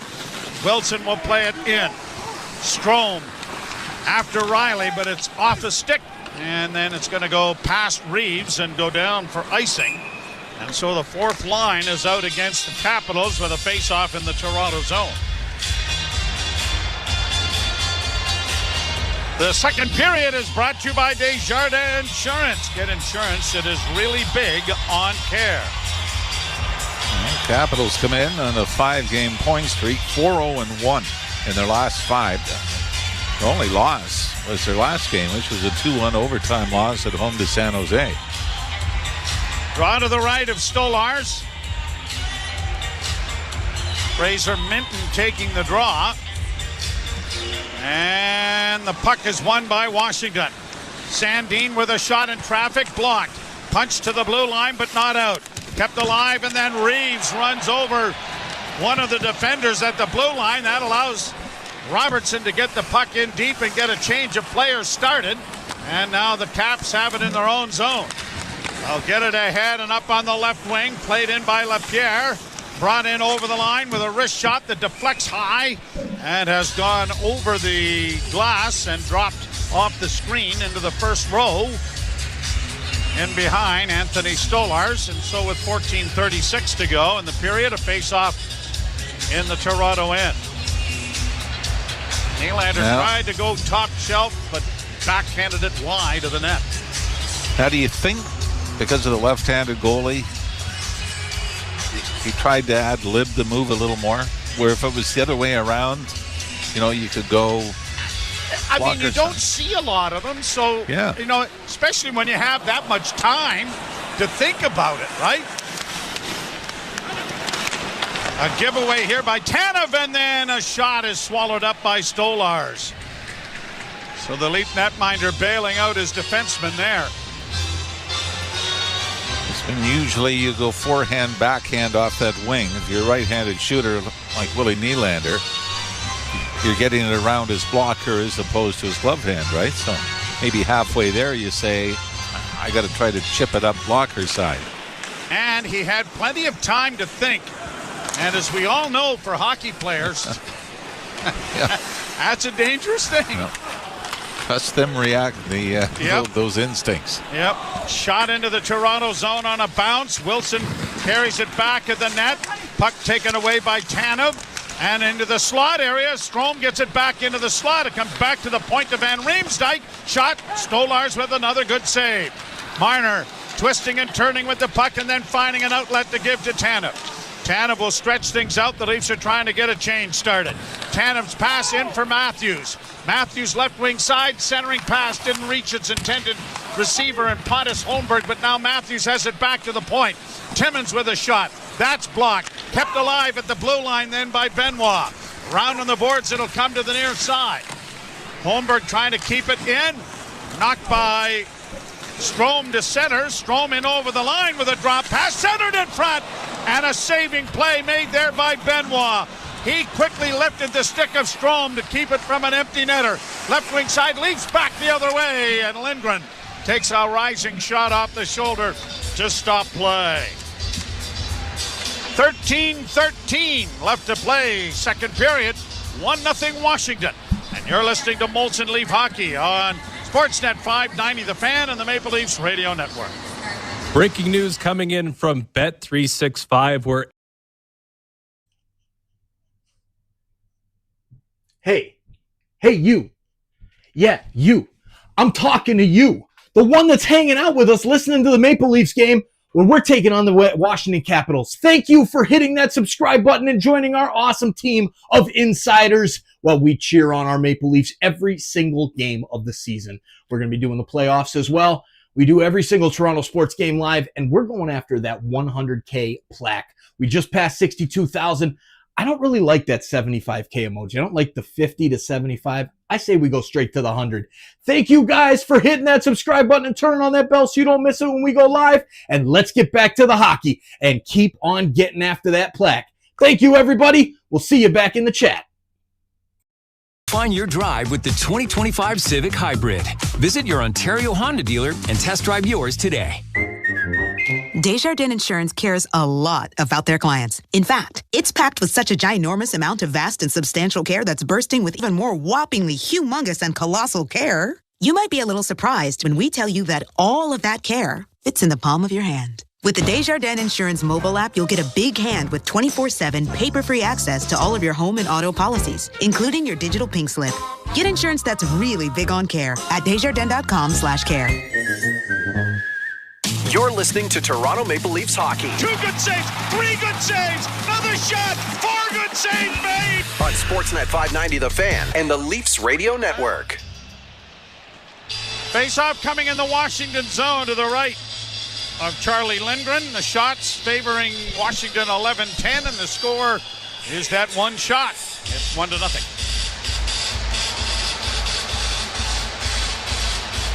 We've seen quite a few chances off the rush, both sides, haven't we, tonight?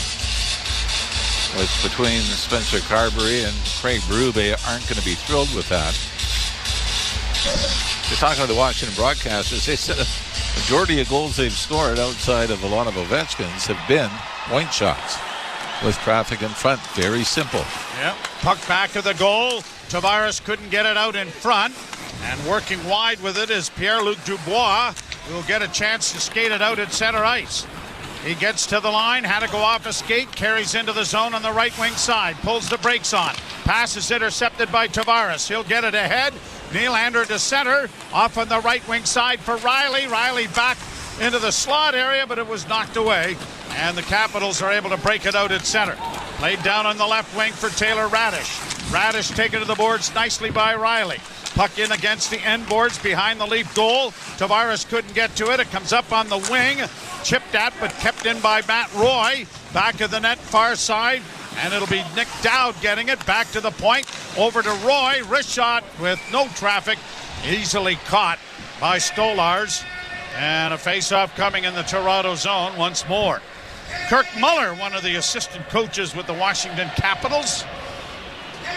He has certainly been very much involved since his playing career ended as a coach and assistant coach. A few places now, hasn't he? Yeah, sure has. Face off in the Toronto end. Leafs' next action is in Pittsburgh tomorrow night. Played down into the corner far side. Robertson battling a couple of Washington players, got the puck free and is able to punch it out in right wing, and Lorentz plays it in over the line, trying to hustle in after it. Couldn't get it away from the Washington defender. Caps break it out at center. Left wing feed. Leafs trying to win their 4th straight for the 2nd time this season, a 4-game win streak. And along the boards in the Toronto zone. Benoit has his skate on it, but the Capitals are able to dig it free into the corner. Minton deflected it, but Timmins couldn't get it out. And it's played off a skate by one of the Washington players and forces Lindgren out to play it ahead into neutral ice and brought in over the line. Mangiapane with a shot that was off the mark wide. Rebound punched in around back of the net. Centering effort.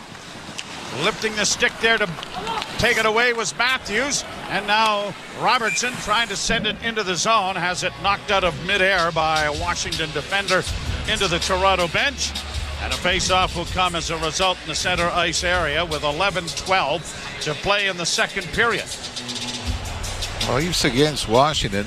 Leafs have won 9 out of the last 10 meetings between these two clubs, which is a rather curious stat as well. Yep. I can say similar to St. Louis domination over the Leafs. For no reason. No. You know, and it's not like one team was much better than the other over that stretch of time. But just box it up to say, you know what, it's a good league. Centering pass, Nyes goes around back of the goal, tried to wrap it around, but it rolled off the toe of his stick. Harmlessly went the wrong way. Brought back into the Toronto zone now by Radish. Sent into the near corner.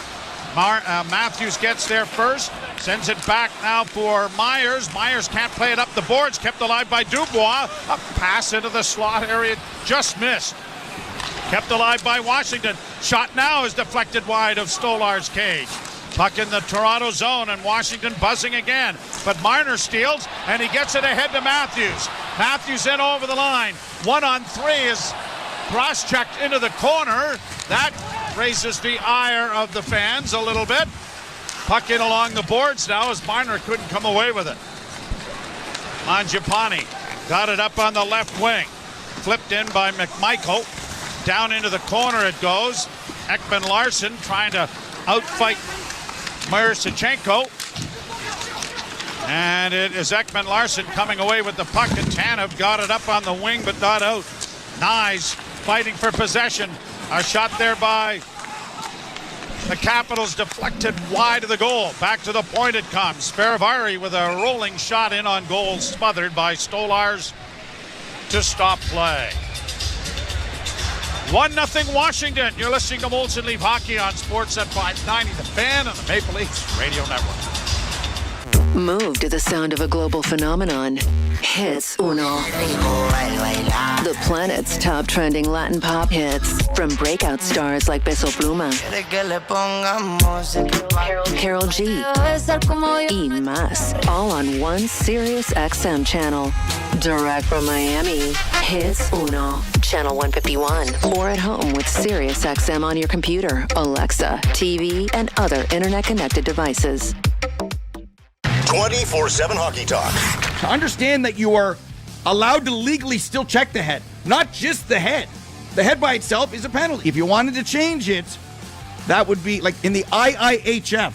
That's probably a penalty at the Olympics. That's probably at the World Juniors. That guy's gone and suspended. I ask you, do you want that? Sirius XM, NHL Network Radio. Sirius XM 91. And on your schedule with the Sirius XM app. Hockey 24/7 on Sirius XM NHL Network Radio. The only two players in the history of the National Hockey League to have 600 goals, 1,600 points, 3 Stanley Cups, and 2 Conn Smythes. Wayne and Sid. Just like it absolutely blows your mind how good Sidney Crosby is and how much we take him for granted. Sirius XM NHL Network Radio. Sirius XM 91. And on your schedule with the Sirius XM app. The best hockey lives here. Burns gets it back. Stick handles to the backhand. Moves in front. Score! NHL play-by-play on Sirius XM Radio Network. Nick Dowd's 8 of the year from Roy at 1:06 of the second period is all that's on the board. And 9:37 left to play in the second period. The Leafs did not score till the third period the other night against the Blackhawks and then rattled in 3. But here they're trailing again. Second period, played around the boards. It'll come to the blue line. Kept in there by Karlsson. Around on the near side. Nylander chopped at it. It does come out. Pontus Holmberg makes a nice move and then lost the handle on the disc. Tavares tries to center. He did. It comes back to the point but out of the reach of Tanev. He'll have to circle back into his own zone. Boy, Pontus Holmberg just such a struggle to make plays, doesn't he? Against the boards, it goes around back of the Leaf goal. Played by Strome. Strome had it taken away, and the Leafs get it to the line, but not out. Shot around the boards and into the corner on the near side. Pinching down in there was Fairbury to keep it in. It comes back to the point. They'll look to the near side. A deflection goes into the corner. Fairbury with it again. Back to the blue line. Protas sends it around the boards to the far side. Back to the point again. Another shot in traffic. Blocked in front of the net. A long lead pass. Breakaway. Tavares in a goal. Scores! What a great pass by Chris Tanev from in front of his own goal, almost in the blue paint, to spot Tavares behind, and the Leafs have tied the game.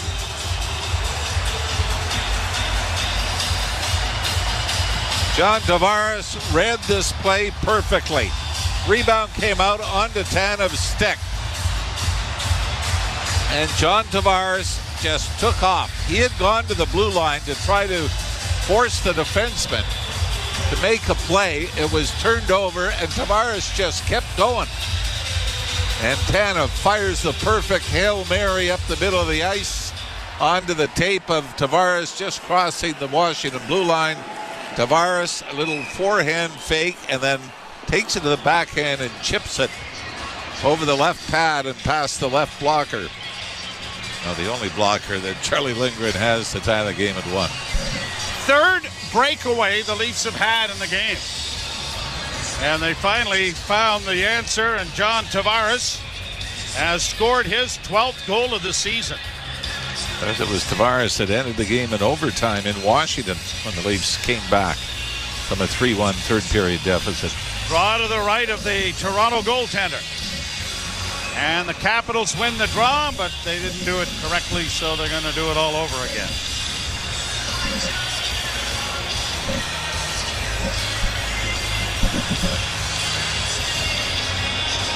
Lars Eller leading in and won the faceoff for Washington as they get it back to the point. Chychrun sends it to the side of the goal. Chipped along the boards, but the Leafs don't clear it. It'll go to the far side. Again, the Leafs' fourth line is out here with a faceoff in their own zone. Puck around the boards to the near wing, and trying to chip it was Dewar, but he couldn't get it out. Over on the far side, Grabenkin unable to get the puck freed up. It's back of the Toronto goal. Benoit forces it wide. Capitals keep it in with a pass. It went to the far side for Mangiapane. Mangiapane working back in, coming to the front of the net. And he was bodied and knocked down there by Benoit. And the Leafs flip the puck out at center, but don't get control of it and don't get it into the zone and don't get a change of players. Back into the own zone now for Dewar. I'm not sure what Grabenkin was thinking there, because he'd actually could have made a tape-to-tape pass and instead decided to lob it into traffic in the middle of the ice, and it almost cost them. Matthews gets an outlet pass. then drops it back for Marner, who comes through neutral ice to Matthews. Matthews in with a shot, and a whipping shot went over top of the net and then off the dasher board and out of play. Matthews with his first multi-goal game the other night, and comes into the contest with 8 on the season. Face off to the right in the Washington end. But Charlie Lindgren didn't react to that until it hit the glass. That was the patented bar down sights for Austin Matthews coming off the left wing. Face off to the right of Lindgren. Matthews won the draw, tried to roll it in front of the net where Marner was headed, but it went off a skate. A lead pass is deflected away by the Washington, or by the Leaf defense from the Washington player, and the Caps have to go back to their own zone. Roy getting it ahead. Up on the left wing, a deflection in over the line, brought in now by McMichael into the slot. Long shot, and it provided a rebound off Stolarz, but he was very quick with that stick, and then the glove to cover it up and bring another face-off in the Toronto zone with the game tied 1-1. This has been a tough game for Stolarz, hasn't it? Like, it seems like nothing is really clean cut. Everything is coming through a maze, or the only goal we saw was a redirection. There haven't even been that many post-to-post moves where he's had to come over and make saves. The one where he did the cartwheel and went flying. That wasn't a shot on goal. No. Draw to his right. And Tavares has been waved out. Nylander will take the face-off here against Dylan Strome, who wins it. Strome back to the point. Sandin got it into the corner. Then a centering pass. Goes off a stick on a shot taken there by Protas and goes up into the screen. Another face-off in the Toronto end with 6:40 to play here in period number 2. John Tavares from Chris Tanev, tying the game on a breakaway goal, his 12th of the season at 11:31. Caps won the face-off again. Work it back to the blue line, but it went off of Nylander's shin pad and is deflected down into the Washington end. Rattled around the boards, but Willie's going to trap it and keep it alive. And then loses it. And it is brought by Strome to center. The Mississauga native gets it down into the Toronto zone. Tanev plays it off the wall for Nylander. Nylander lets traffic clear, dropping it back for Tanev. Tanev will come to center with a relay back to Nylander. One-handed in over the line. Pontus Holmberg working along the boards, can't come up with it. Nylander trying to help out. Holmberg has it pinned up against the boards as it comes back to Nylander. He's going to ring the wall to find Benoit. Benoit's centering pass comes right out in front of the net, but no one there. As it is pushed to center ice, and the back checking of Benoit takes down Wilson, and the puck goes back of the net. Timmins makes a move, got spun around, and then got hit there by Wilson, and the puck is shot over the glass out of play. Stick went flying. The Leafs still get a scoring opportunity out of it. 5:30. Oh, sorry, Jim. No, I was going to say Fraser Mitten got some room on the left wing side. 5:33 left to play in the period. It is tied at a goal. And you're listening to Molson Leaf Hockey on Sportsnet 590 The Fan and the Maple Leafs Radio Network. Desjardins Insurance. Go Leafs, go! Go Leafs, go! Go Leafs, go! Come on, let's get it going in the chat. Let's see that Go Leafs, go, spamming it up. And then let us know where you are screaming Go Leafs, go from in this crazy planet. Let us know your city and province, city and state.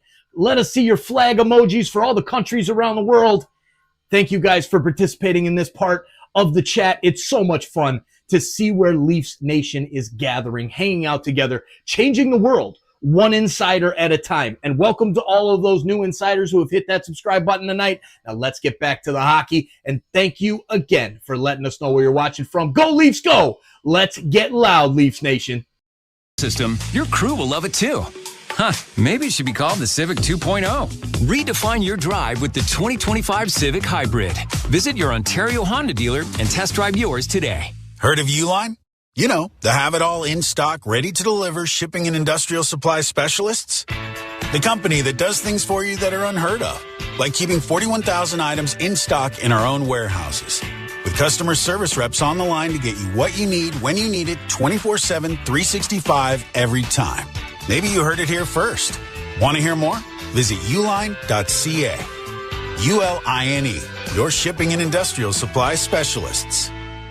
You're listening to Toronto Maple Leafs hockey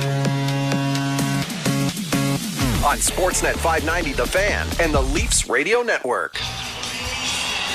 Nick Dowd for Washington, John Tavares for the Maple Leafs, and we are tied at a goal. Both goals coming in the second period. 5:33 left in it, and the draw in the circle to the right of Charlie Lindgren.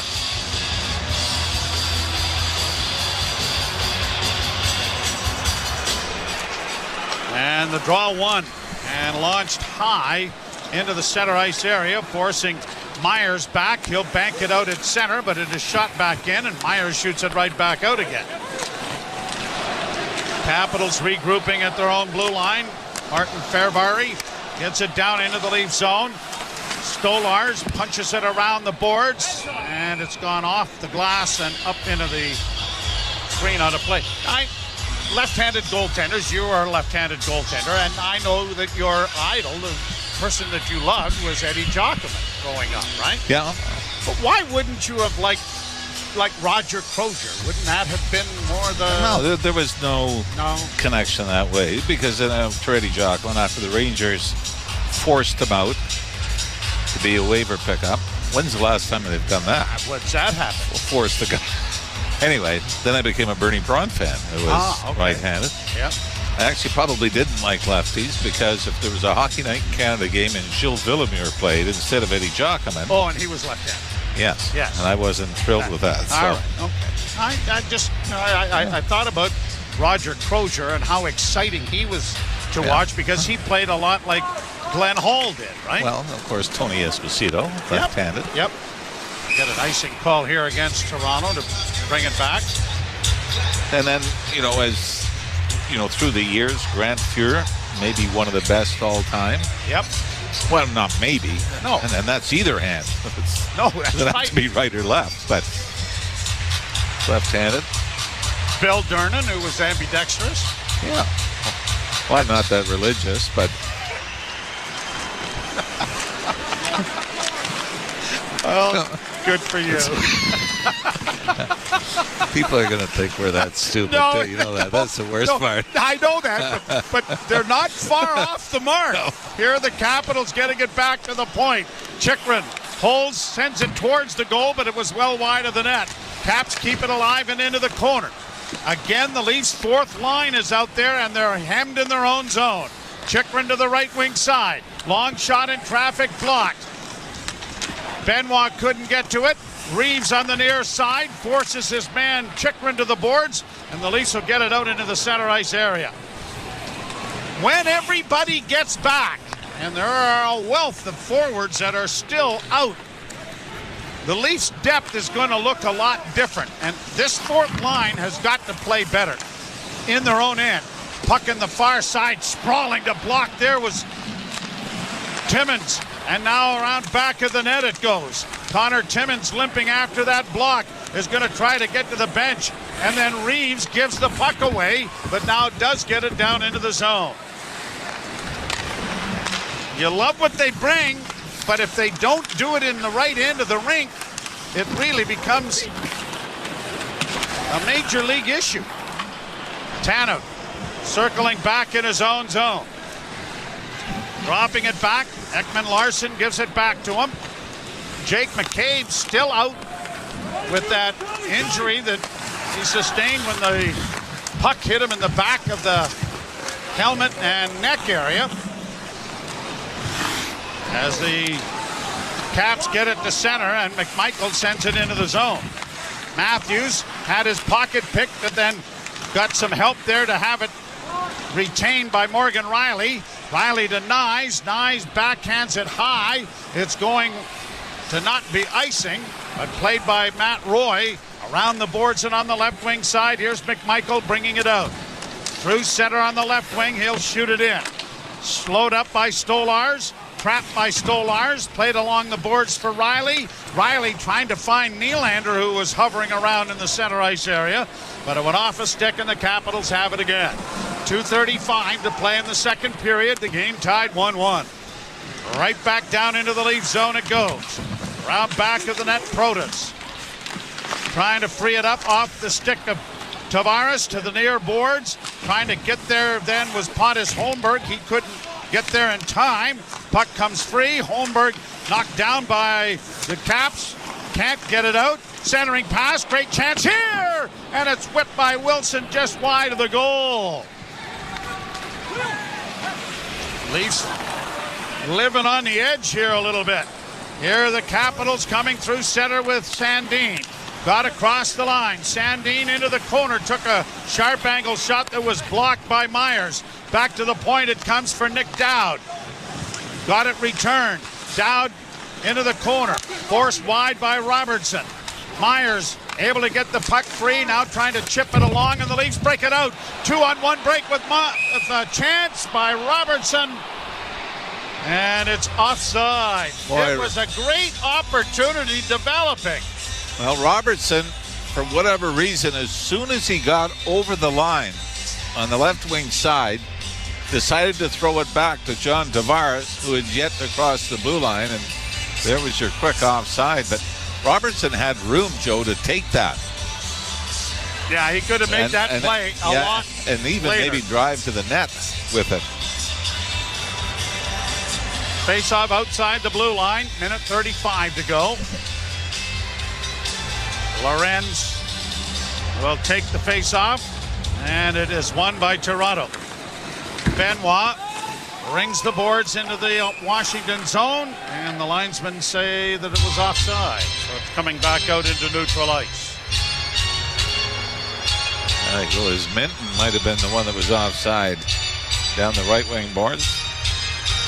Tommy Armin just sent me Easton Cowan took a big hit in his game tonight with the London Knights and left the game.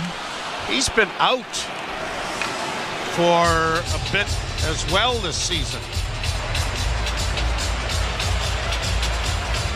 What do we got here? We got a penalty coming to Toronto. Toronto penalty number 89. 2 minor for cross-checking. Wow, I didn't see that. Kind of came out of nowhere, didn't it? So, Washington is going to their third. Boy, it looked like a puck battle. The puck was loose in the far boards. And Robertson is getting the penalty. It's kind of strange, but. And penalty kill brought to you by your Ontario Honda dealers. Get home ice advantage on every drive with the new Civic Hybrid, proudly made in Ontario. Available now at your Ontario Honda dealer. Leafs are going to ice the puck. And Caps will go back. Robertson for cross-check. Bit of a puck battle, but now here's Chychrun getting to the zone. Lost the puck to Marner. Marner stick handles his way in over the line, flips a bouncing shot in on Lindgren, and rattles the puck around the boards, but Wilson was waiting for it out there. Marner didn't notice, but it's a turnover anyway, and the Leafs get it out and down the ice, and a shot on goal as well. 14 shots on goal for Toronto. 15 for Washington. 1-on-1 is our score. Nyes trying to get body position and did. Got it in over the line. Was hauled down, but no call. And then it is flipped by Dewar trying to ring it around the boards. And off the glass it goes up into the screen and out of play. And Nyes wondering, is that not a penalty as he skated by Dewar? Yeah, it was more of a push from behind. It wasn't a cross check or anything, but if Nyes had been able, I think what happened was he tried to protect the puck. Pretty good slash here at the end. Takes him down. Probably close. Yeah, could have got 2 for the slash anyway. Draw to the left. 26 seconds left in the period.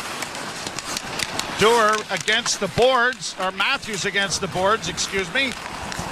Able to slow things up as it comes out, and shot right back in again by Connor Timmins. Mangiapane hanging around down by the Leaf blue line, hoping for a long outlet. And the Caps bring it to center, in across the line. Dubois loses it, off the glass and out.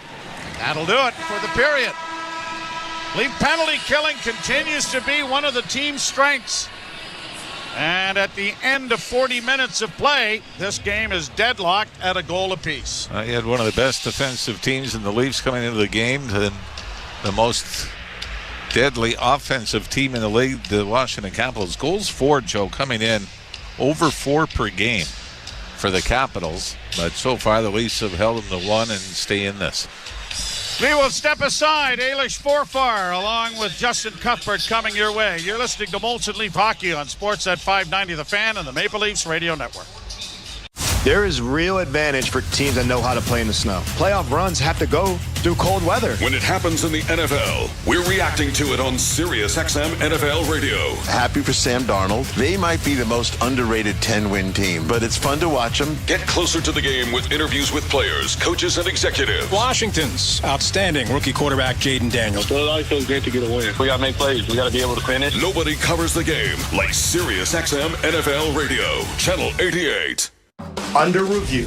Avalanche goaltending sucks. There's no other way around it. They have the worst team save percentage in the National Hockey League. Oh, sure, they can score goals, but they can't prevent them. And this is why I don't take the Avalanche seriously as a Stanley Cup contender, no matter how top-heavy they are with future Hall of Famers. Their goaltending's bad. Under review with Mick Kern. 11 a.m. Eastern on NHL Network Radio, SiriusXM 91, and the SiriusXM app. The biggest plays. What a save! Hits. Oh, hard hit. Goals. What's up, insiders? All right, we're going to have a hell of a third period in front of us. 1-1. We have a few seconds of that kill to keep going to start the third, but it's all right. We've got a poll. The poll says 32% for Willie Nylander, 28% Matthew Nyes. Christine, are you here? Have a word with your husband. Come on, let's go. I just wanted to say what's up, and thank you guys for hanging out with us. Chat it up during the intermission here. I've got dinner, and I'm trying to coordinate the kid who is singing at the chorus concert, doing stuff with the friends and talking to friends' moms. You know, this is the stuff that makes my world turn. All right. Let's get back to the intermission. We've got a big third period ahead. Please take this opportunity to share the link out. Just share it out and put it out there on Facebook, Instagram, TikTok, whatever the social media thing. I'm really, really trying, guys, to make this social media thing kind of work. I don't really like social media. I'm going to admit that.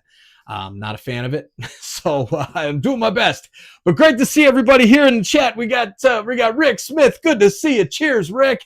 Good to see you, my man. Brandy rocking it out there. Sick Whips. Stefan, Mr. Ravato, Andrew Hurd, Brad Smith, Rod Bottomley, Veronica. How you doing, Miss V?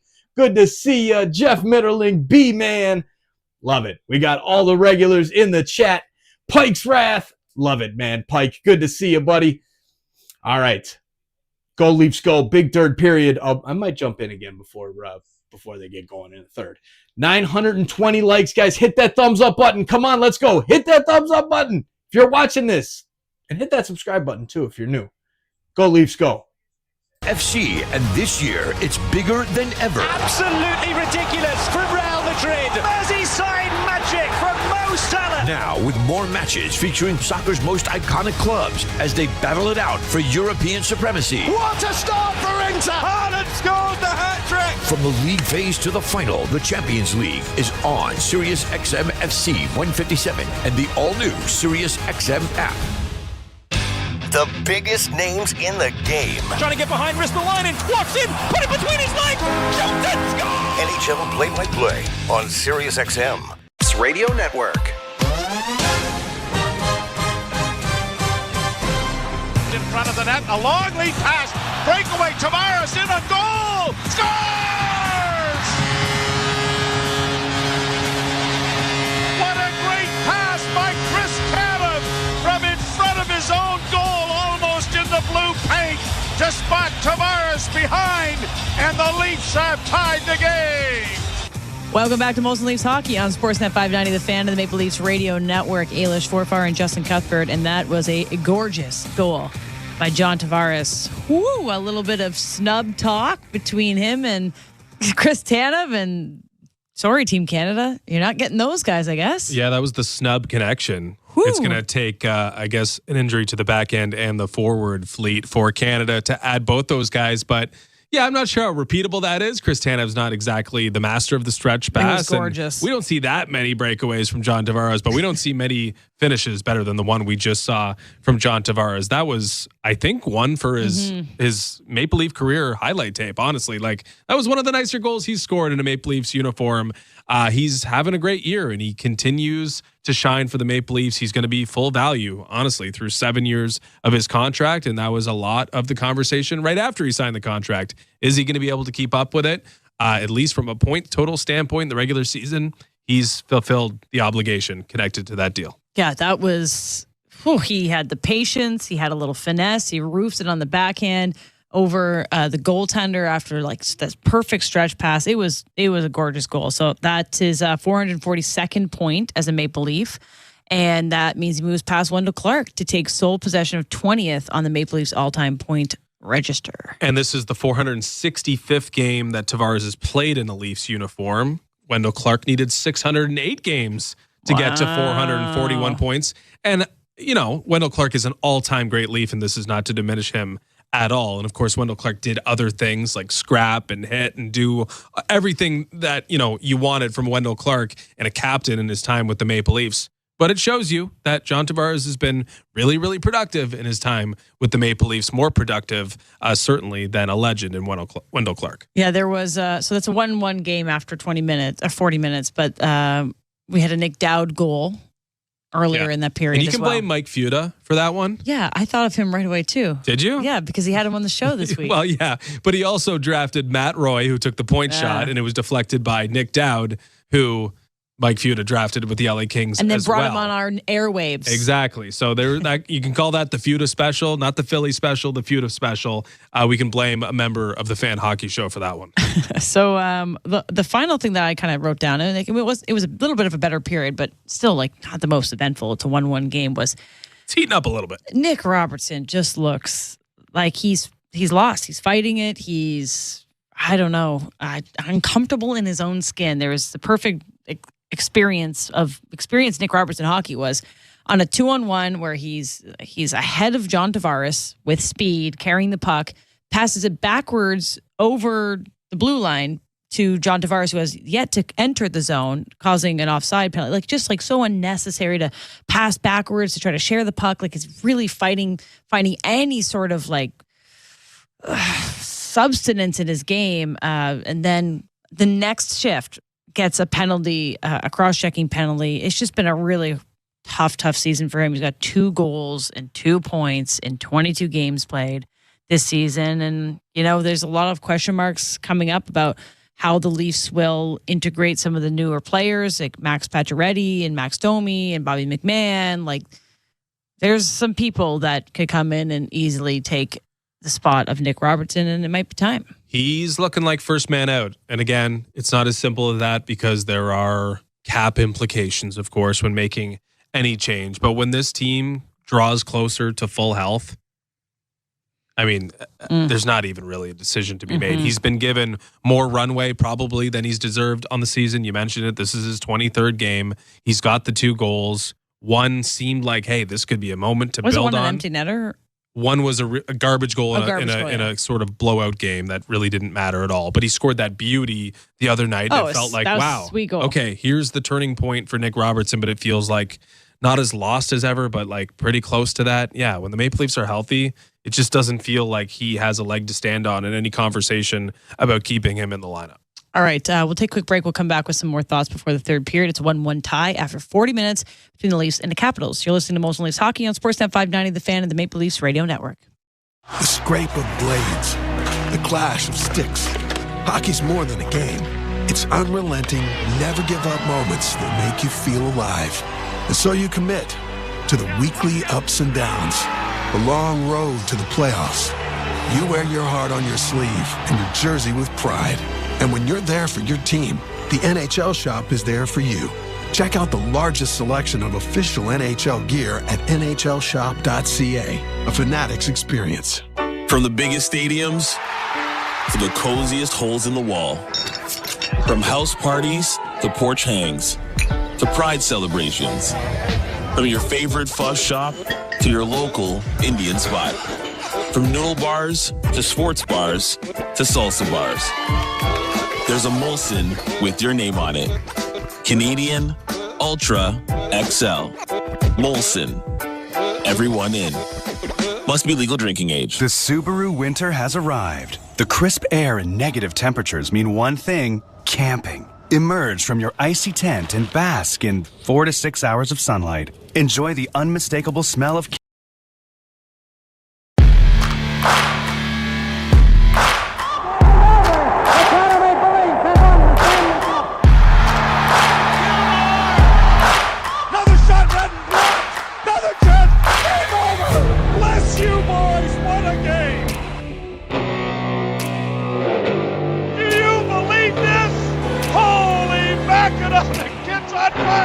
They're going to the second round.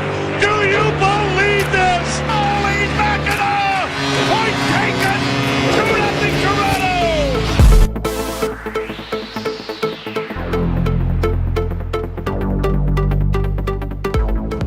2-on-1. Marner in over the line looking for Tavares.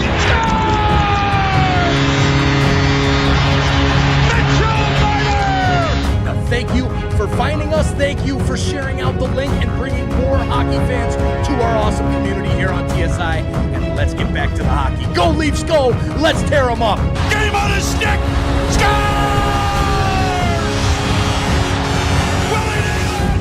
Changing the world, one insider at a time. We'll see you in the chat. And holy Mackinac, go Leafs, go.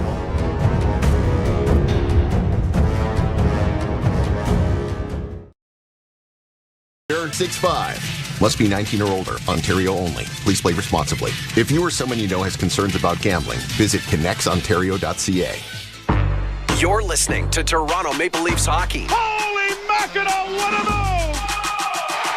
On Sportsnet 590 The Fan and the Leafs Radio Network.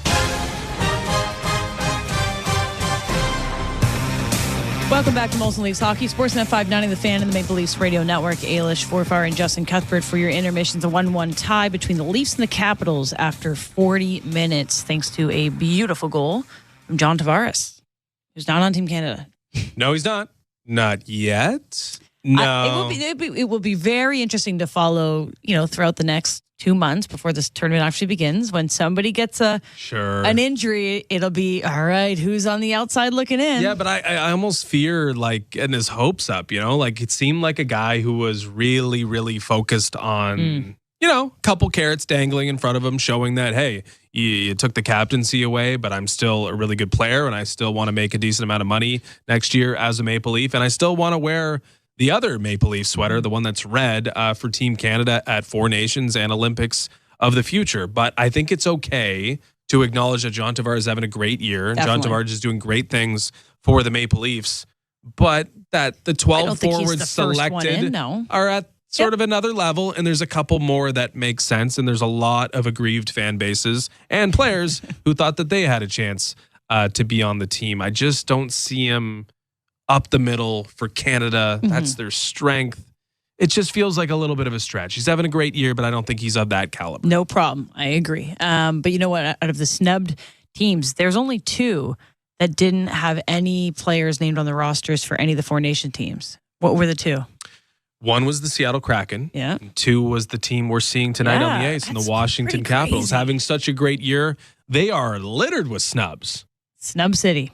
All right, let's take one last look before we send you to third period of the NHL scoreboard presented by Bet365. Whatever the moment, it's never ordinary at Bet365. Must be 19 plus. Ontario only. Play responsibly. Visit connectsontario.ca. 6 games in the NHL tonight, including that other team that doesn't have any Four Nations face-off players. The Kraken are 2-2 right now, just getting underway in the third period with the Devils. I see it 3-2 now. For who?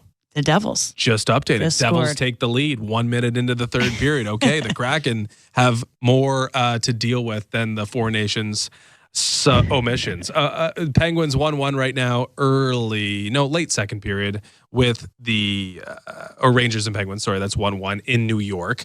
Stars and Golden Knights still to get underway at 10 p.m. Also at 10 p.m., the Wild and Ducks and the Blue Jackets and Canucks. All right, feels like a little next goal wins action here at Scotiabank Arena. Tied up 1-1, a low-scoring game. Both goalies playing pretty well, not generating a lot of opportunities on either end, but 20 minutes, I feel like I'd put my money on the Leafs being able to pull together. Leafs certainly readying themselves for tightly contested one-goal games here of late, but they tend, especially on home ice, to pull away. So we'll see if they can do it again. Yeah, 12-3-0 on home ice this season. Let's see if they can add another to the win column. We'll send it to Joe Bowen and Jim Ralph, who have the call of the third period next. You're listening to Molson Leafs Hockey on Sportsnet 590 The Fan and the Maple Leafs Radio Network.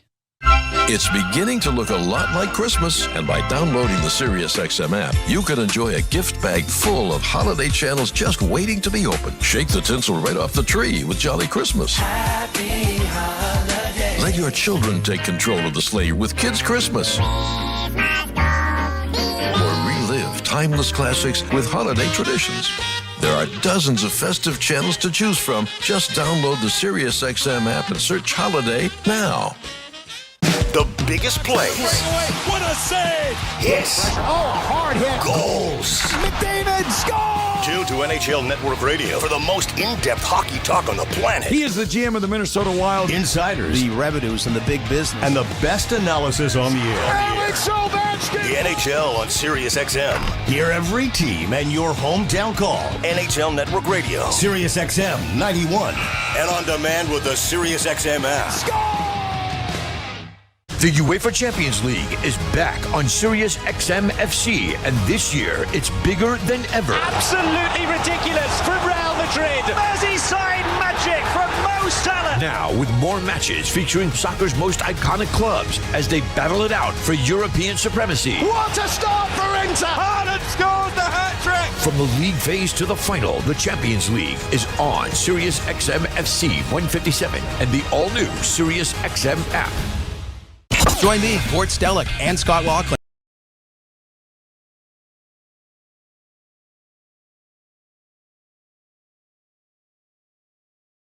Biggest names in the game. Trying to get behind Ristolainen, walks in, put it between his legs, shoots it, scores! NHL play-by-play on SiriusXM. Ray Hudson here with an important announcement. You can listen to your favorite SiriusXM FC shows on the all-new SiriusXM app, now available for all subscribers. The best hockey lives here. Burns gets it back, stick handles to the backhand, moves in front, score! All right, there we go. The microphone is working now. It was dead. I knew it was going to die. I was even going to plug it in today. But, all right, we're ready for the third period. Music's coming back on. I just had to give a big shout-out before we went to the third period. B-Man, $5 super chat. Thank you, B-Man. Cheers. My drink's upstairs. Damn it. Cheers to B-Man, and cheers to a great third period. No overtime. I don't want overtime tonight. Let's go, Leafs. Let's go. Quick goal in the third, like Steve C said. All right, we'll see you guys back in there. Go, Leafs, go. Go, Leafs, go. Let's get the chant going. Come on, go, Leafs, go. 1,116 people in the chat. I love it. Otherwise, everybody's going to have their shorts in a knot. That's hard to believe. Isn't that? I really thought Wendell would have been higher points-wise. I know was injured a lot. He does trail. Tavares does trail in penalty minutes. Yes. Majors, fighting majors, penalty minutes. Yep. Leafs to the right, Capitals to the left. Power play in effect still for Washington. 22 seconds left in it. They bring it to the line and in. Down into the left wing corner. Marner had his stick knocked out of his hands, and then the stick was pushed over onto the near boards. Now, I would have thought that might be a penalty. Here's Chychrun, left wing side, a shot, deflects wide of the goal. Marner still out there without a stick. It comes back on the right wing side to Dylan Strome. Strome down into the corner, trying to center in front, stopped by Stolarz, and Stolarz can't get it. It's banked to the blue line, but not out. Marner still without a stick as it comes around to the near side. Strome fanned on it. Leafs don't clear. Still free. Back to Strome once more. Now Marner has picked up his stick. It goes into the far corner. Centering pass for Wilson didn't connect. Wilson forced wide. Kept in at the blue line by Dylan Strome. Comes back to the point. Backhanded by Chychrun. Off a stick, it comes to the line, and the Leafs are going to bat it out and down the ice and on the fresh ice. And with Jacob Chychrun pulling about 5 muscles, trying not to skate fast, it turns into an icing. But you got to give him credit because he had the head moving and the shoulders. The shoulders were going really hard. It looked like he was really trying.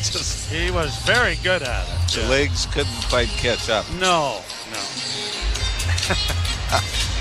Do you think that they end up watching themselves on video after a while and go, okay, I might have tried to oversell that. Matthews taking the draw, and the draw won by Toronto. Round back of the net now for Benoit, who got it ahead. Marner rolls it down into the offensive zone, and a change of players afforded the Maple Leafs.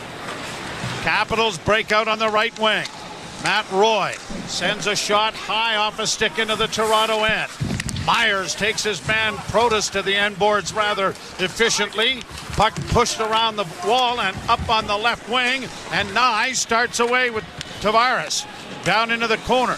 Bit of a makeshift line here because of the penalty killing situation the Leafs were in with Marner and Matthews on the ice. Played into the center ice area and down into the Leaf end. Off the boards it goes to Nylander. Nylander circles in front of his own goal, gets it off on the wing, and it is Myers finding Riley, who drops it off, and now Minton sends it around the boards to the far side. Kicked in along the boards for Morgan Riley, trying to center. That goes back of the goal. Minton couldn't pry it away there from Van Riemsdyk, and the Capitals get it to the line and just out. Steve Lorenz sends it right back into the zone.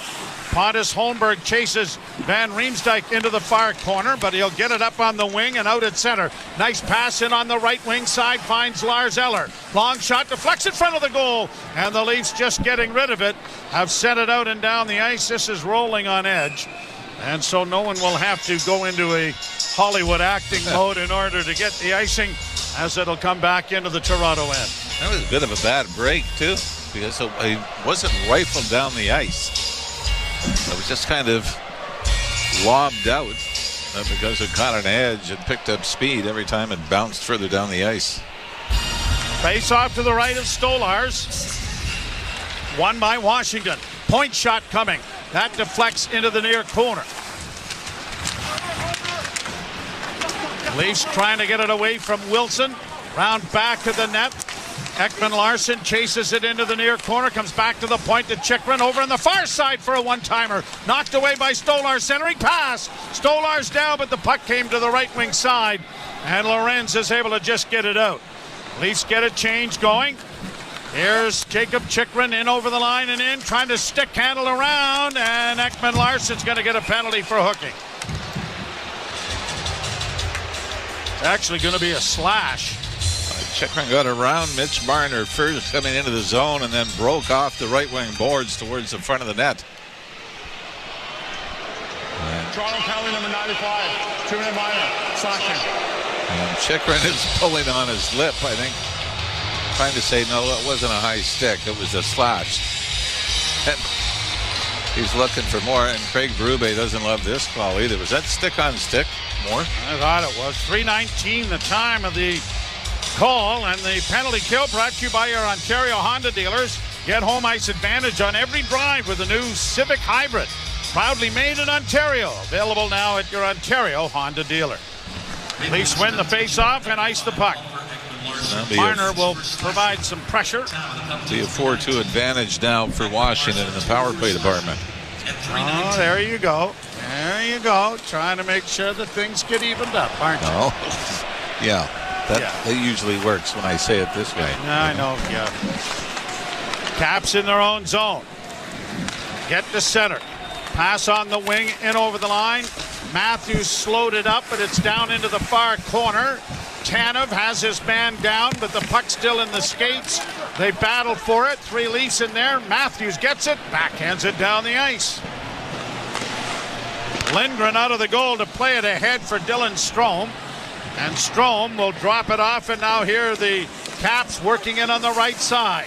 McMichael back to the point. A pass across, and unable to redirect there in front was Mangiapane. Back to the point. Here's Chychrun again with a shot. That deflects wide of the Toronto goal. Wilson in against the boards as it goes around back of the net. Fed around the boards. It'll find Jacob Chychrun again at the near point. Chychrun works into the circle. Drops it back to the point once more for Strome. Strome into the corner. Back to the point and a shot going wide. Is snared rather emphatically by goaltender Strome. And there'll be a face-off in the Leaf end.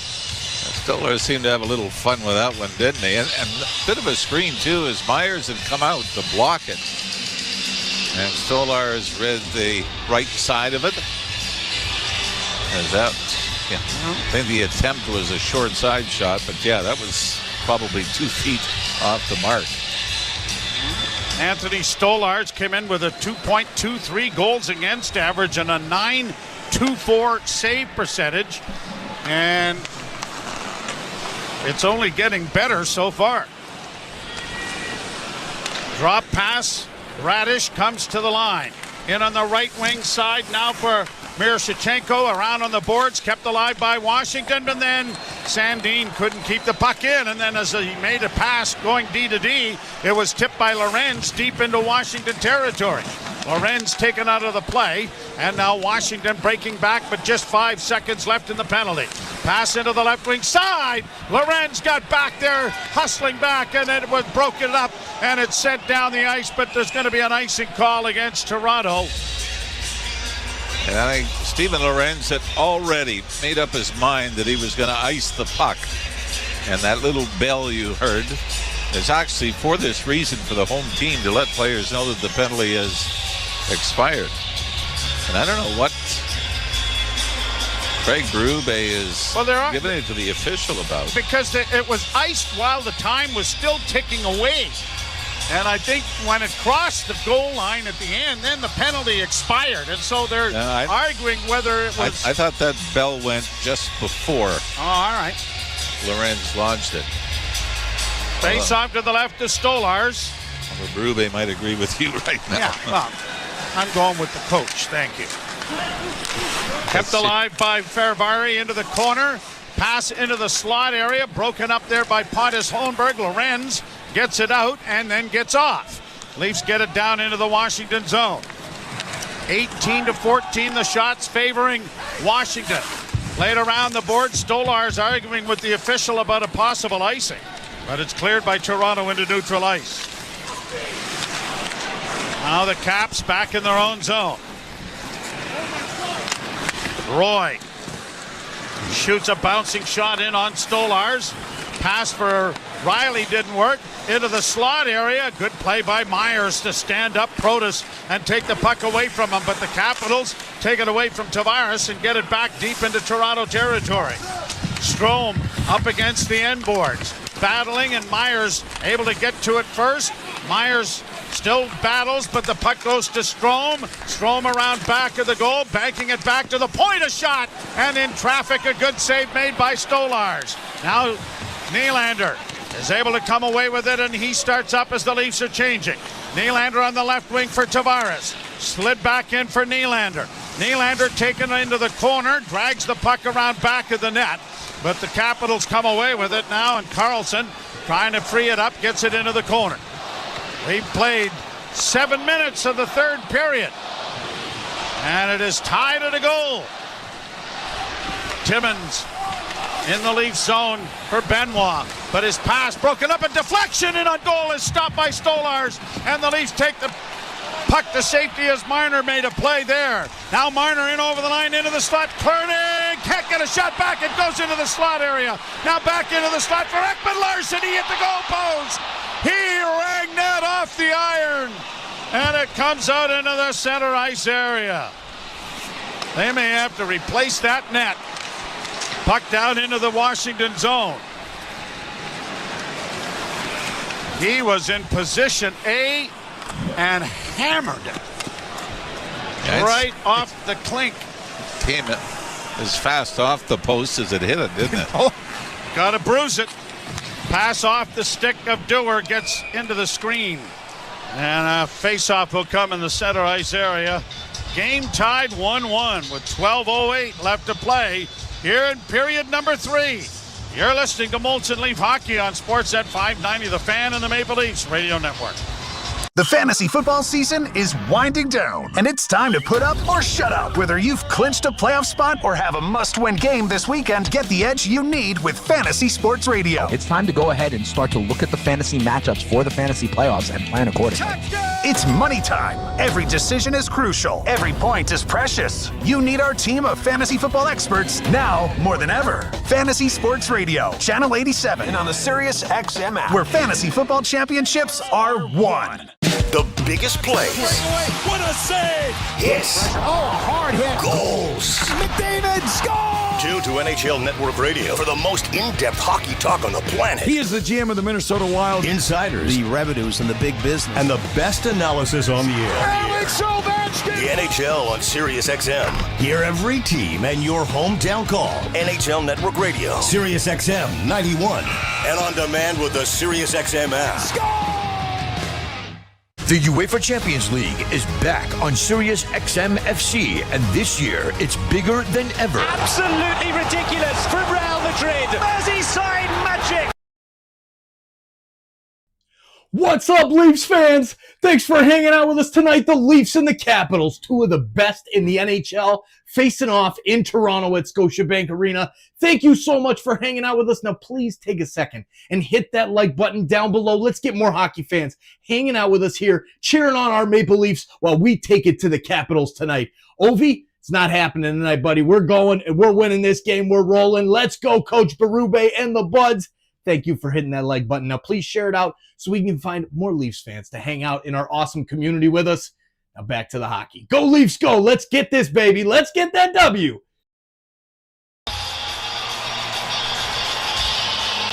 The Leafs' fourth line remains out there.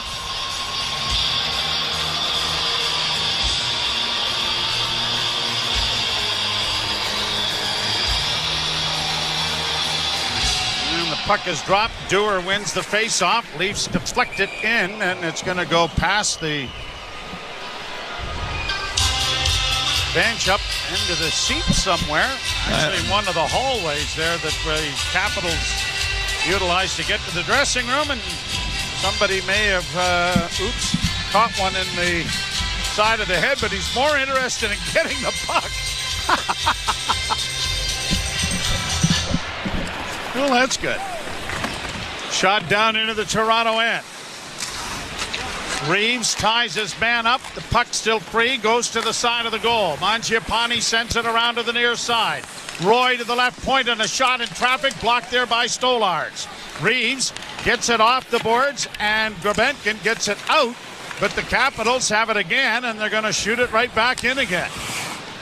Around the boards for Grebenkin. Grebenkin chips it out over the line.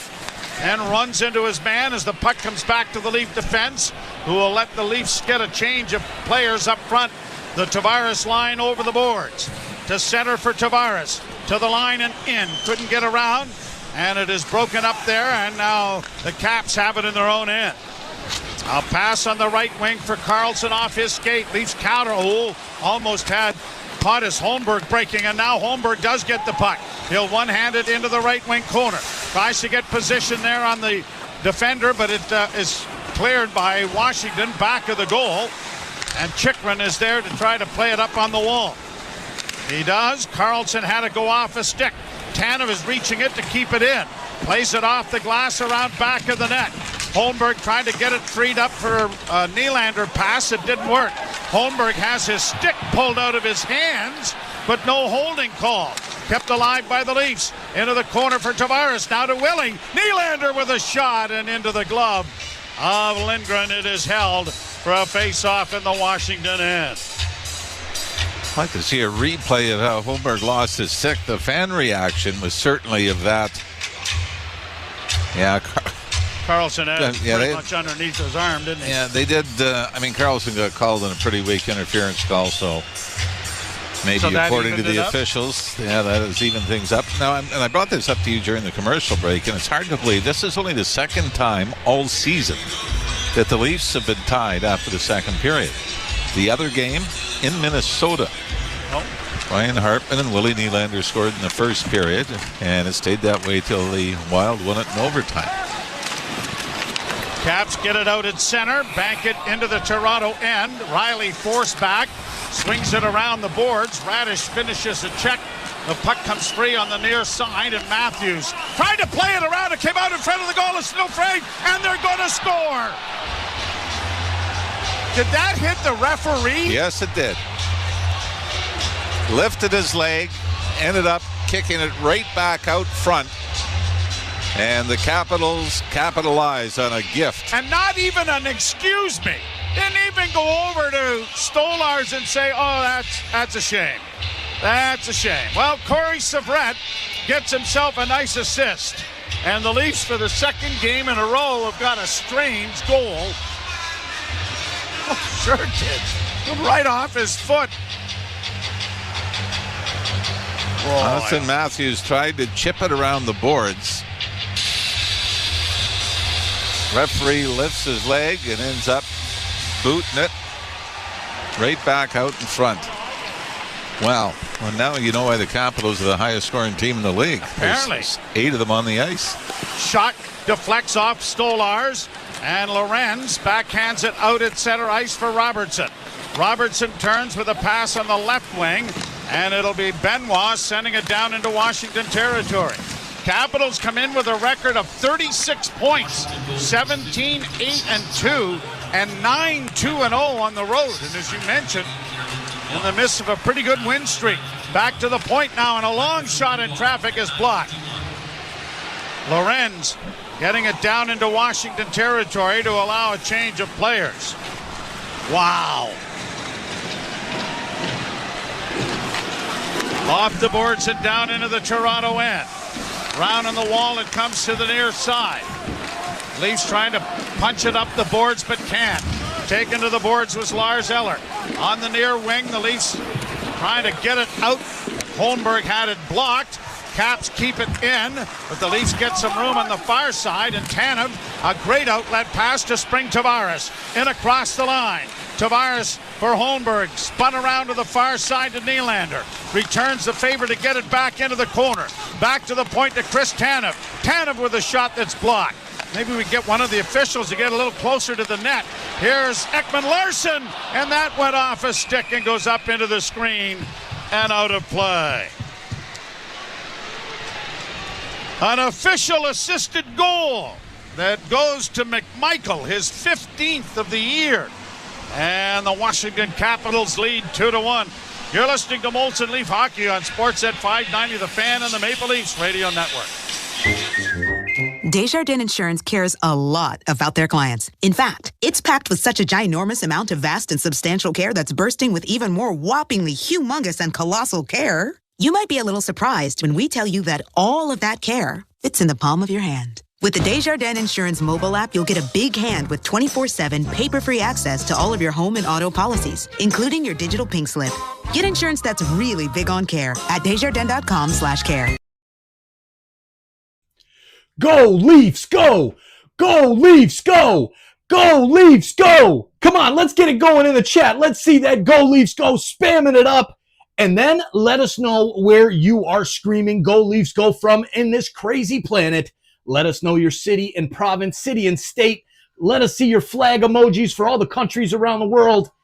Thank you guys for participating in this part of the chat. It's so much fun to see where Leafs Nation is gathering, hanging out together, changing the world, one insider at a time. And welcome to all of those new insiders who have hit that subscribe button tonight. Now let's get back to the hockey. And thank you again for letting us know where you're watching from. Go Leafs, go! Let's get loud, Leafs Nation. With SmartFlow from Enbridge Sustain, you won't have to think about your HVAC, but it will always be thinking of you. For a limited time, sign up and get up to $1,000 in bill credits and apply for up to $3,000 in rebates. Learn more at EnbridgeSustainSmartFlow.com. Terms and conditions apply. You're listening to Toronto Maple Leafs hockey on Sportsnet 590 The Fan and the Leafs Radio Network. An unfortunate bounce off referee Corey Savret sets up Connor McMichael for his 15th goal of the season at 9:51 to lift the Capitals into a 2-1 lead.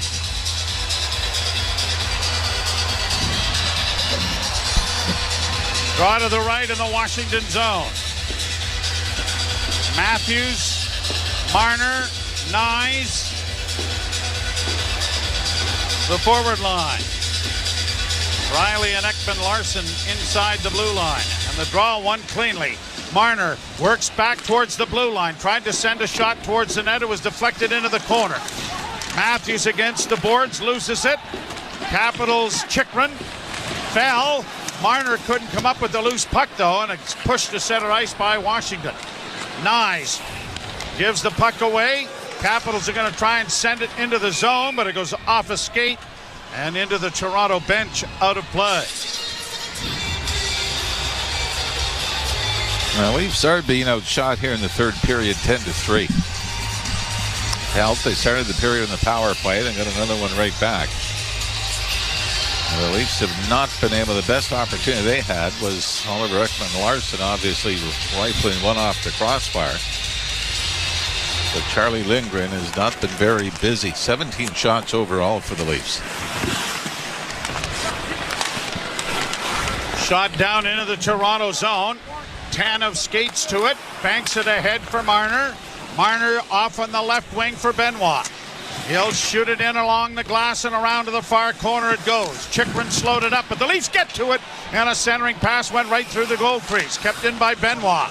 Around back of the net, Matthews freed it up for Tanev. Back to Matthews, reverse to Tanev, around back of the net.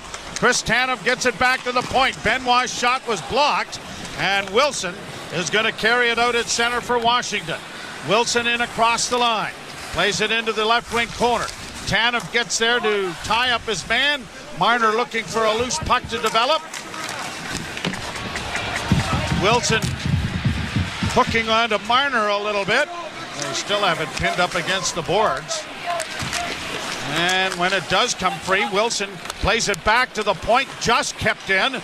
Roy with a shot in traffic, blocked, and then it trickles to the net, where Stolarz puts his glove on, and that will stop play.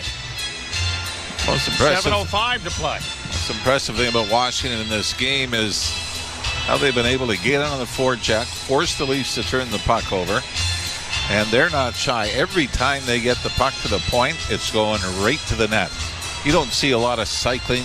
It's just get it to the point, and you got two or three guys going to the front of the net. Drawn to the left of Stolarz. Capitals win the face-off. Ehlers works into the corner. One hands it around back of the net. Chased by Ekman-Larsson. Eller twisting and turning. Now reverses his field. Tries to go back of the net again. Ran into Connor Timmins. Timmins couldn't get it out. It comes back to the point near side for Matt Roy. Roy around the boards to the far side. Reeves gets it now and gets it out at center. And Dewar sending it down into the corner. Minton taking Grabenkin's spot on the line here as it's played down into the Toronto end.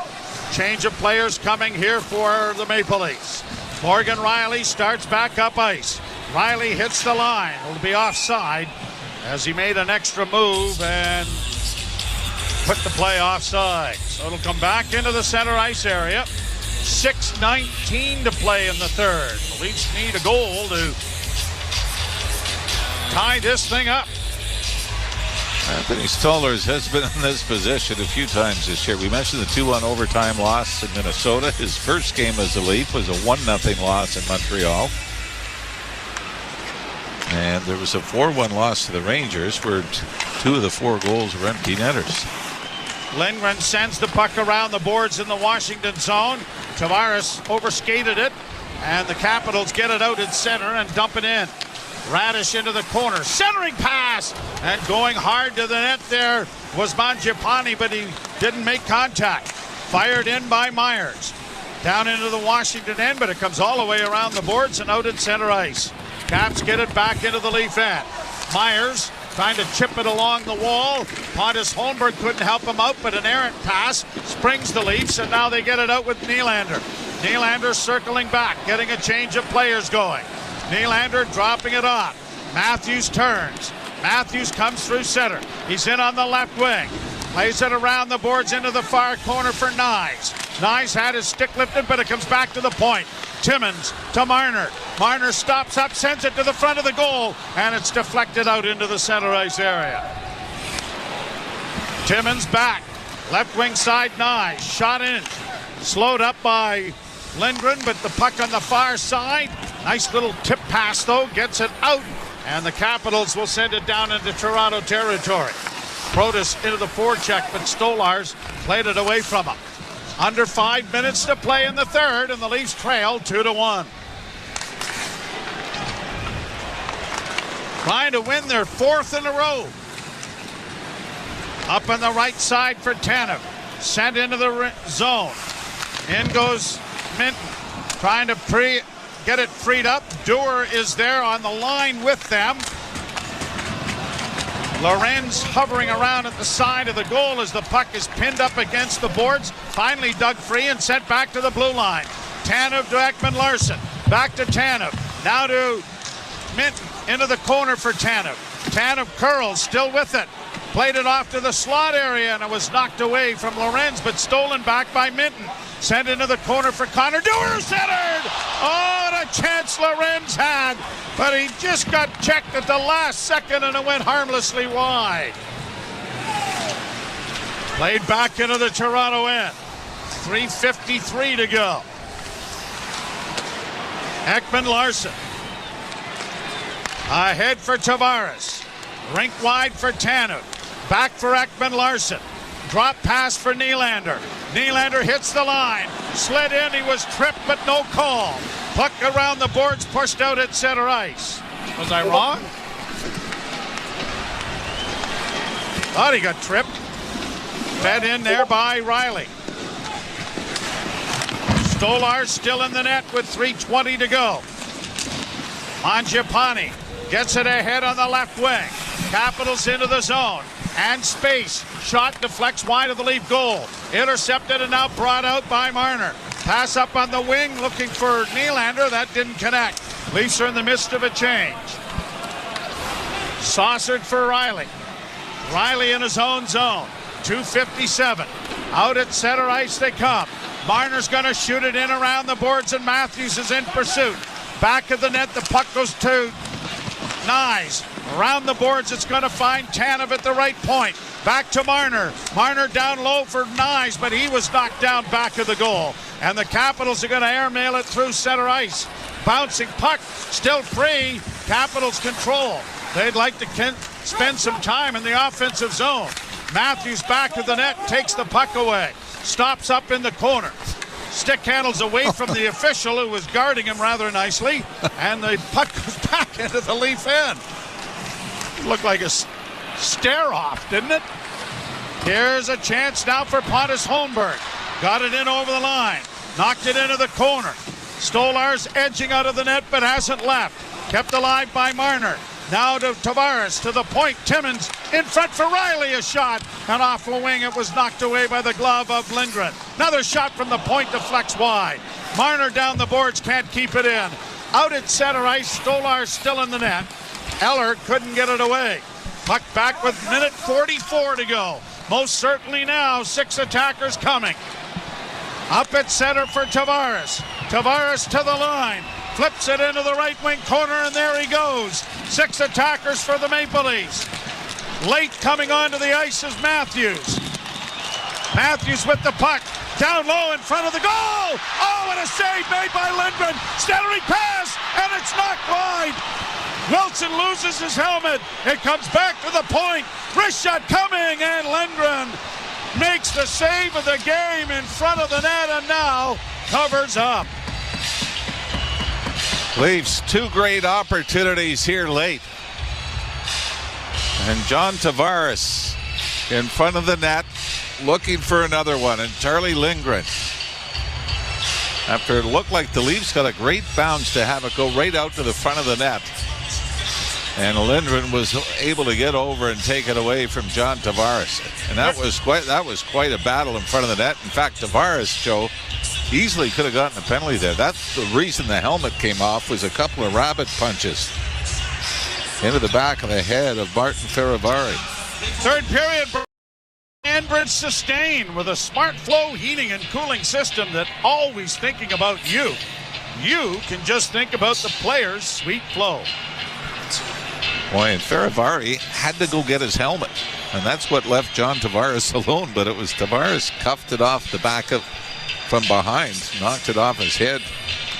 So maybe if there is a silver lining. Leafs with the timeout. And let's see who will be sent out. Matthews, Marner. I think Riley will be the only defenseman. Yep. Nylander. So essentially the power play and Morgan Riley. And this is a huge draw on the shoulders of John Tavares.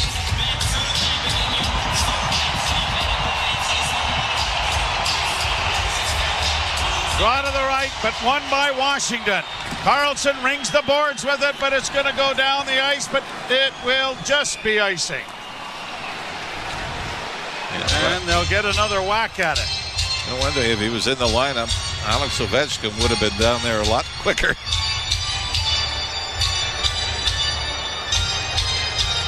So the face-off is going to be switched into the circle to the right of Lindgren so that Tavares is drawing it back to the boards on his backhand.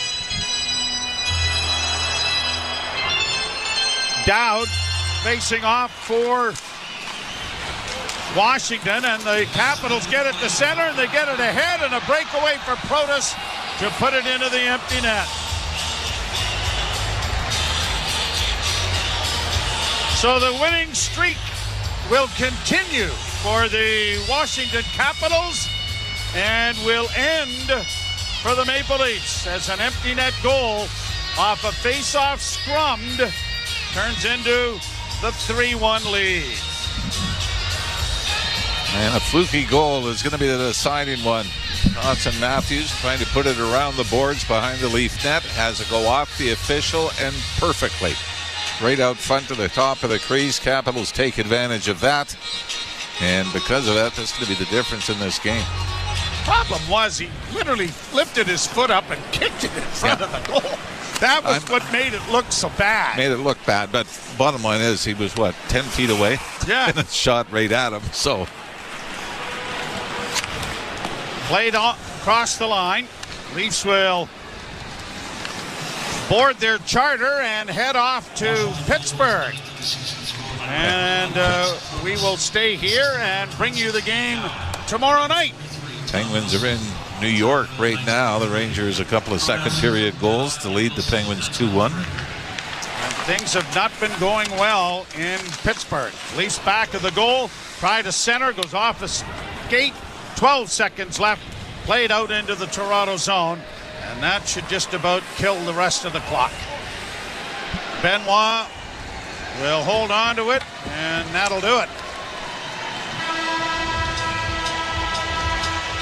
So the Maple Leafs fall in this one by a score of 3-1. The 3 stars are brought to you by Desjardins Insurance. Get insurance. It's really big on care. Who have you got there, Mr. Brown? Let's go Nick Dowd, first star for the Washington Capitals. I mean, they all played a very similar game, right? Very good on the forecheck, very good going to the net, looking for rebounds and redirections. He opens the scoring on a deflection for the Washington Capitals. Star number 1, John Tavares, the lone goal for the Leafs. And had another great moment in the dying moments here and was unable to tie things up, but he is star number 2 and not overworked, but Charlie Lindgren. You get a win on the road and you only give up a single goal on 21 shots. That is star number 3. So we will step aside for the post-game show. Ailey Storfar and Justin Cuthbert coming your way. An invitation to join us tomorrow night as the Maple Leafs tangle with the Penguins in Pittsburgh. You're listening to Molson Leaf Hockey on Sportsnet 590, The Fan and the Maple Leafs Radio Network. It's College Football Conference Championship Week, and you can hear all the games on SiriusXM. 10-5, touchdown Oregon. Oregon. It's the final stop on the road to the 12-team college football playoff. Caught on a spinning move in the end zone. Touchdown, Georgia. Find your school's game at SiriusXM.com/college football. Boise State is going to get a kick return for a touchdown. And get ready for game day on College Sports Radio, Channel 84 in the car, and on the SiriusXM app. 24/7 Hockey Talk. The Leafs lose. They didn't get it done, but hey, you know what? There's tomorrow night, Hockey Night in Canada, our favorite. At least it's my favorite. My favorite night of the week, Hockey Night in Canada. Thank you guys so much for hanging out with us tonight. A big shout out to Andrew Hurd for 2 gifted memberships. I have to figure out how to make this thing move over here. I'll get there. B-Man as well with the super chat. Thank you. And thank you all for hanging out with us tonight in the chat. What a fun night it was, because every night is a fun night here on TSI. Good to see you, Veronica, Johan, Andrew Hurd, Brad Smith, Wilfred Witzke, Richard Fewer, Mr. Roboto, John Doe, whoever you may be, Brandy Gale, Dinner Bells, Doc, Sick Whips. Appreciate all of you guys hanging out with us, guys and gals, hanging out with us tonight, having a good time. Now, we'll be back tomorrow. We've got a doubleheader here tomorrow night on TSI. We've got the Leafs and the Raptors. So make sure you come hang out with us and go hit that like button over on the Raptors game, even if you're hanging out during the whole Leafs game. Appreciate it. And yeah, I'm going to let the post game run. So cheers to all of you. Have a great rest of your evening, whatever is left of it. Have a great start to the weekend, too. Have a good weekend. We'll talk to you guys tomorrow night, and thank you for the support in the chat tonight, and a lot of fun as always. Good night, everybody. We'll let the post game run. The Leafs Radio Network. There's a Molson with your name on it. One game remains in the quest for the MLS Cup, and it's on SiriusXM. A pair of traditional powers have returned to prominence. New York Red Bulls have their second. Red Bulls 2-0. The Red Bulls are dreaming of claiming their first title, while the Galaxy look to lift their record-extending 6th. Puig plays it in for Joveljic. Fires! Score! It's New York against LA in the MLS Cup Final. Live coverage from Los Angeles begins Saturday at 4 Eastern on SiriusXM FC 157. Okay, side note for everybody that's still here. This hoodie that I'm wearing, because I'm cold, because my daughter stole my other hoodie, my TSI hoodie. She stole it. She had it on. I can't find it now. She doesn't know where it is. What the heck?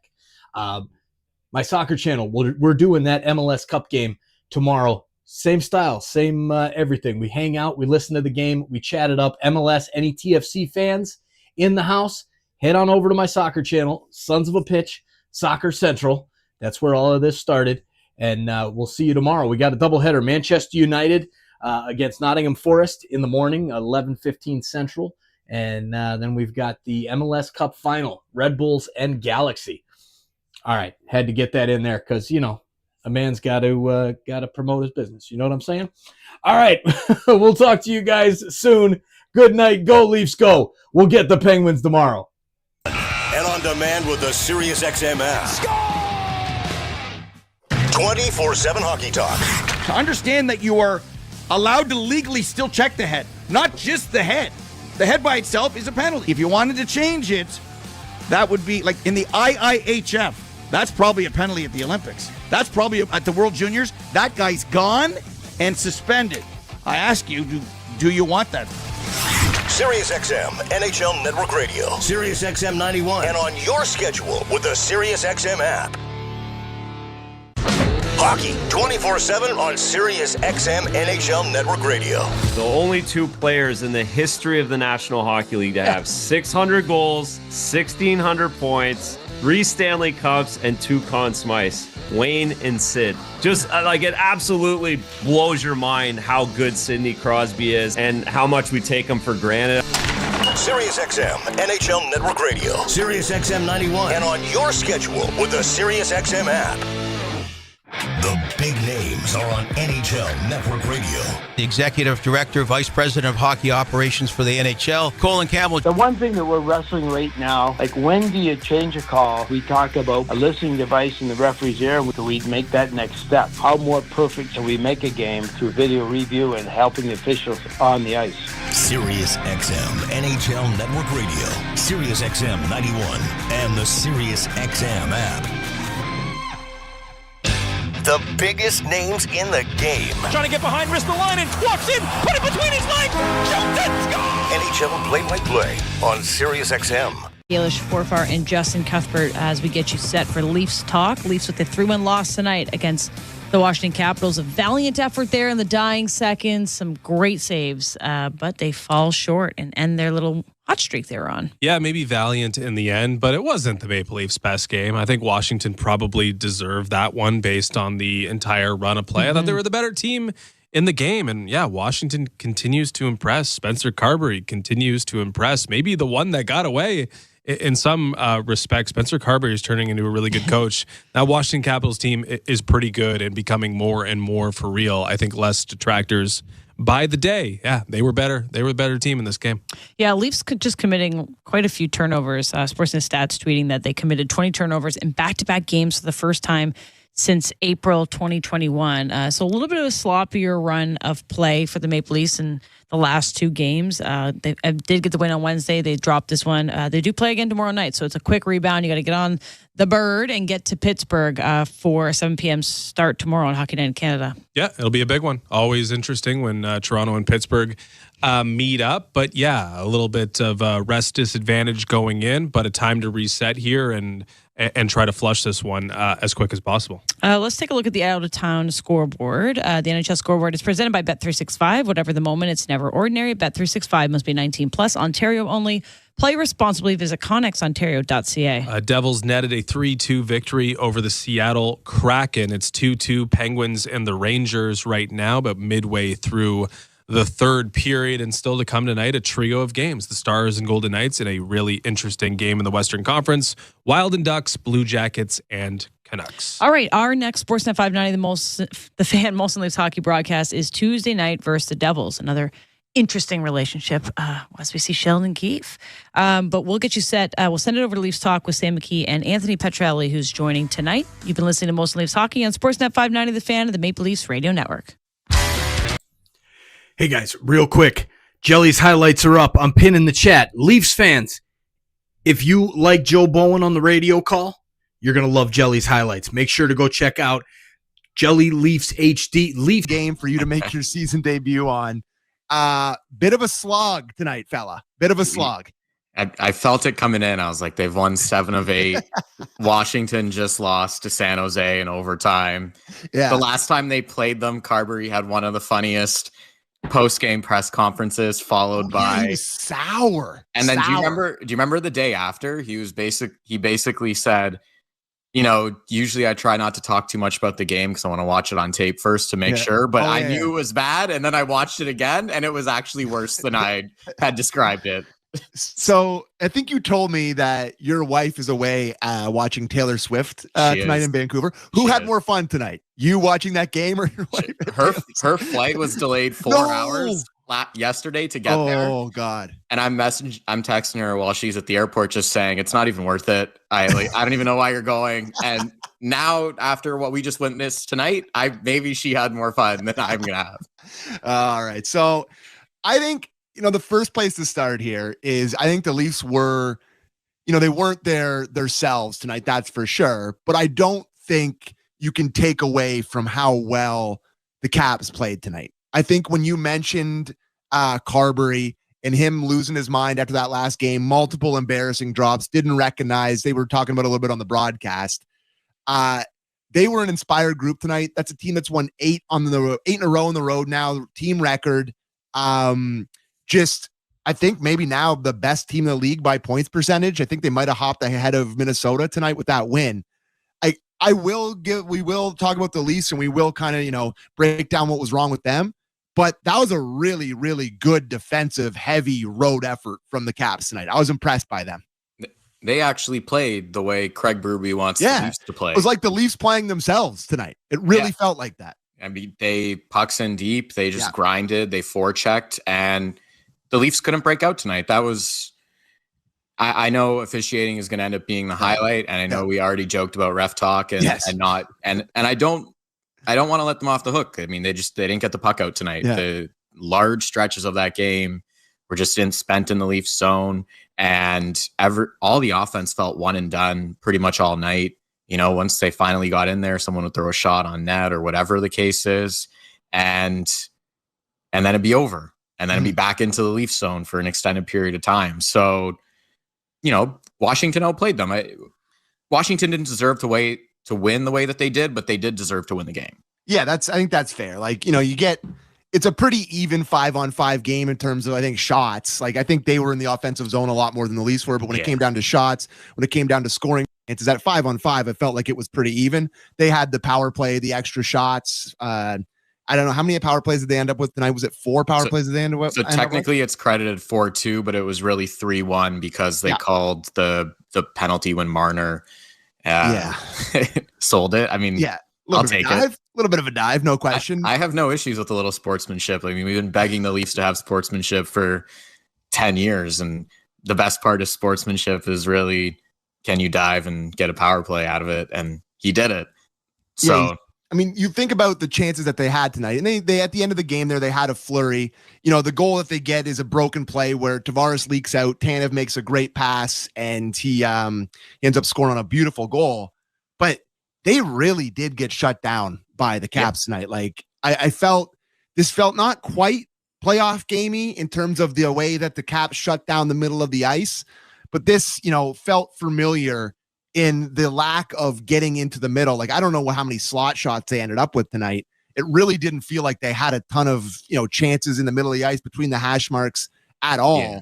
And I keep going back to, I think the Caps just really, really leaned on them, and they didn't have the guts to break through it tonight. Like, there's been other games where they've been able to break through it, and they've been able to kind of, like, even the Nashville game they just played, where it's 1-0 going into the third period and they end up breaking out, but that's obviously a crappy team.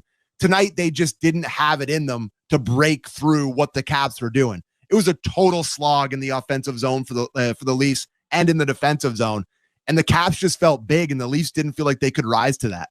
Yeah, and so shot attempts, the Leafs kind of closed it towards the end, obviously. They made a push after they were, but by and large, throughout that game, it was 60-40 Caps. Yeah. I know the shots were a little bit closer, and that's a little bit the way the Leafs have been playing in terms of they've been preventing chances and they've been doing a good job of boxing out, but territorially it's been too much time in their own end. Mm-hmm. I think they know that. I think most people know that watching them, and by and large, it's been, you know, they've been missing a ton of guys, half their forward group. Yeah. And it's really like, who cares in that process? But, you know, Matthews is back now. You have your top line coming back.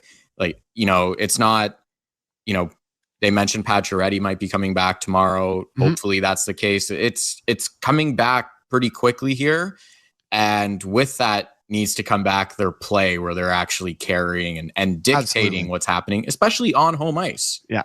Right. Well, they've been so good on home ice. And, you know, I'm just looking at the ice times there while you were talking, and, you know, they've played some over this stretch of good play where they've been missing guys. And, you know, for them to miss all these guys and have the schedule the way it was when they played like 3 times in a month, it felt like there in November, you know, to have all those guys be hurt, it was really good timing. And even when they started picking back up, this competition's been pretty soft here, right? Yeah. And tonight is a night where you felt the bottom 6 and you felt that they were not the same caliber of a bottom 6. Like, you look at the bottom half of the Caps lineup, it's big guys. It's, you know, Lars Eller's out there. It's just veteran, bigger guys to me. And I have to say that tonight was the first time where I was like, yeah, they really need to get these guys back where they can finally start to get a bottom 6 where they actually feel like they have, you know, if they're playing stiffer competition and they're going into Pittsburgh tomorrow night. I mean, they've been a little hotter recently, but I think they'll be able to handle that. But going into some tougher games, they're going to need to get their guys back, because it really did feel it tonight that it was some AHLers against NHL competition in the bottom half of the lineup. I mean, in fairness, the bottom six for the Leafs isn't small. I mean, Duer's small and Robertson's small, but everyone else is 6'2 plus. They're just not that good. Yeah, there's big guys in the AHL too, I guess. Yeah. There's size there. They just you're right. I mean, the fourth line was a non-starter for the game. They didn't contribute how much did at he even all. play? What did Gurbankin end up playing tonight? And Reeves, I guess Reeves played 852. Gurbankin was 722. It's like, they're truly not going to those guys at all. So 935 for Robertson, and he was basically done. I know the penalty gets highlighted, and I get it, but that cross check happens. Oh yeah, 15, 20 times. I mean, they didn't call it when Chychrun did it against Matthews.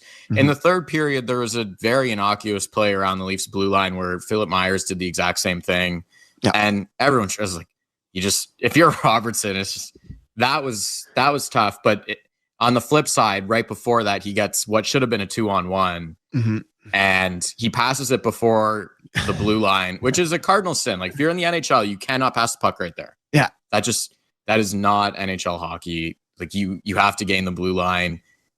It's just, or you pass it at center. Like you cannot pass it a foot and a half before the blue line, and that's bad. Like that's why he's there. It's to capitalize and be that one shot kind of scoring guy, because it's not anything else that he's doing on the ice. So when you get your one golden chance and you can't even gain the blue line, I mean, there's not much to talk about. I don't know how much you listen to Leafs talk. I don't know how much you consume of the stuff that I talk about. I know he's your favorite player on the team.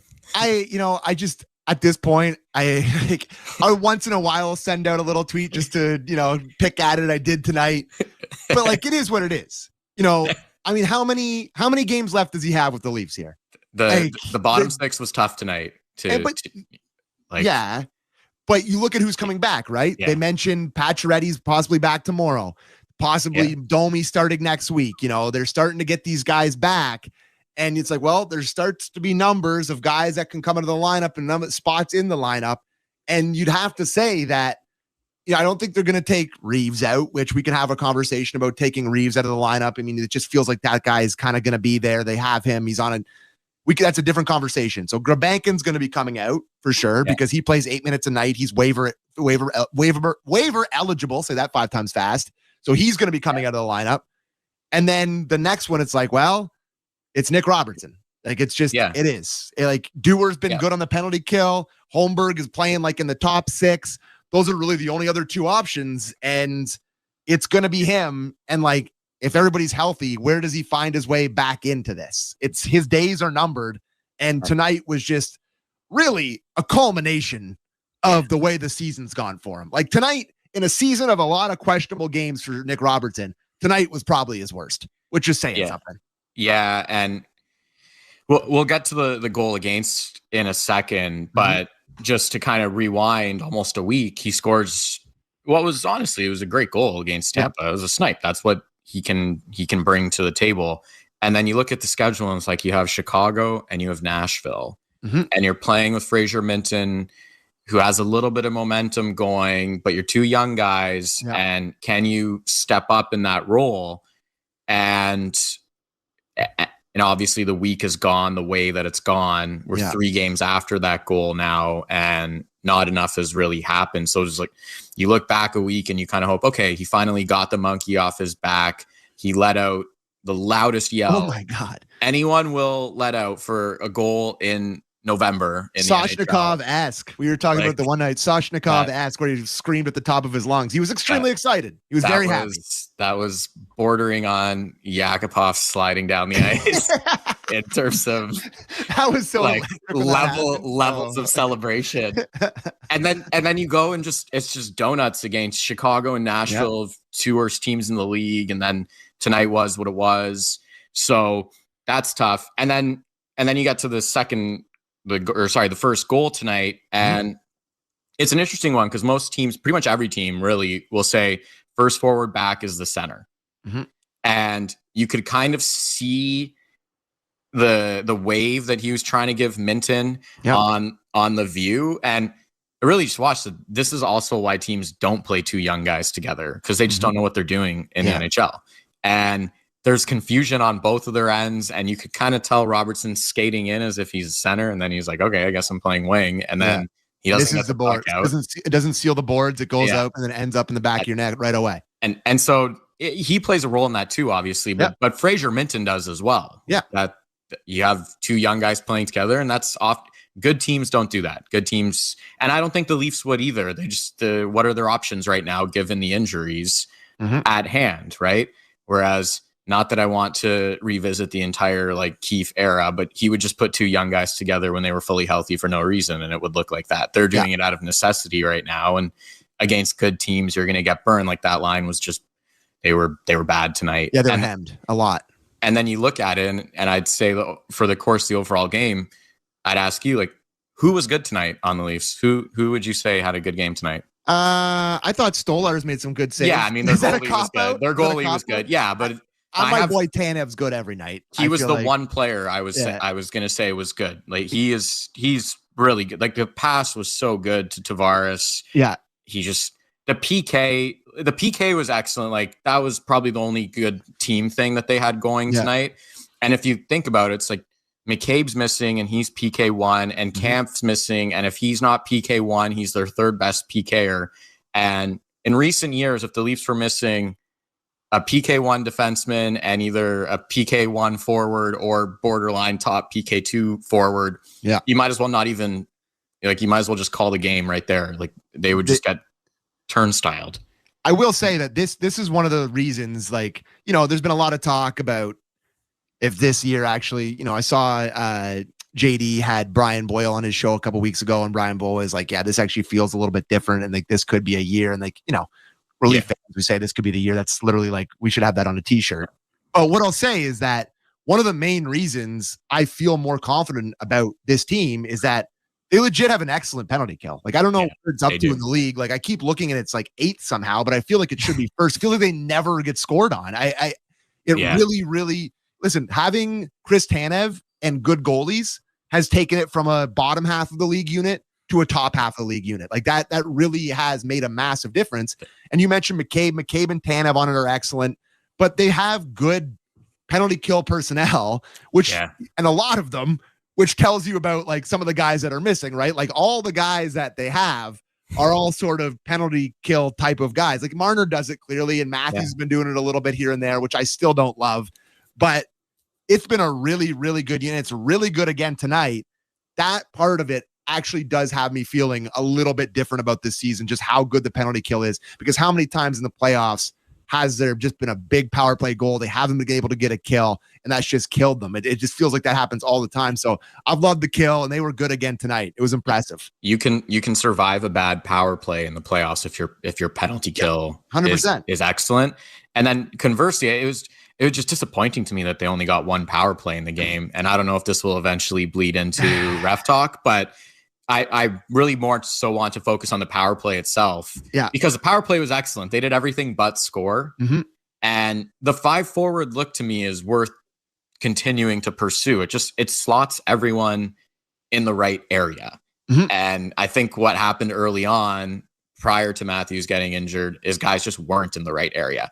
Like that's a great example. You have John Tavares in the bumper, Marner up top makes a good pass right away. Like that's an unreal pass. Yeah.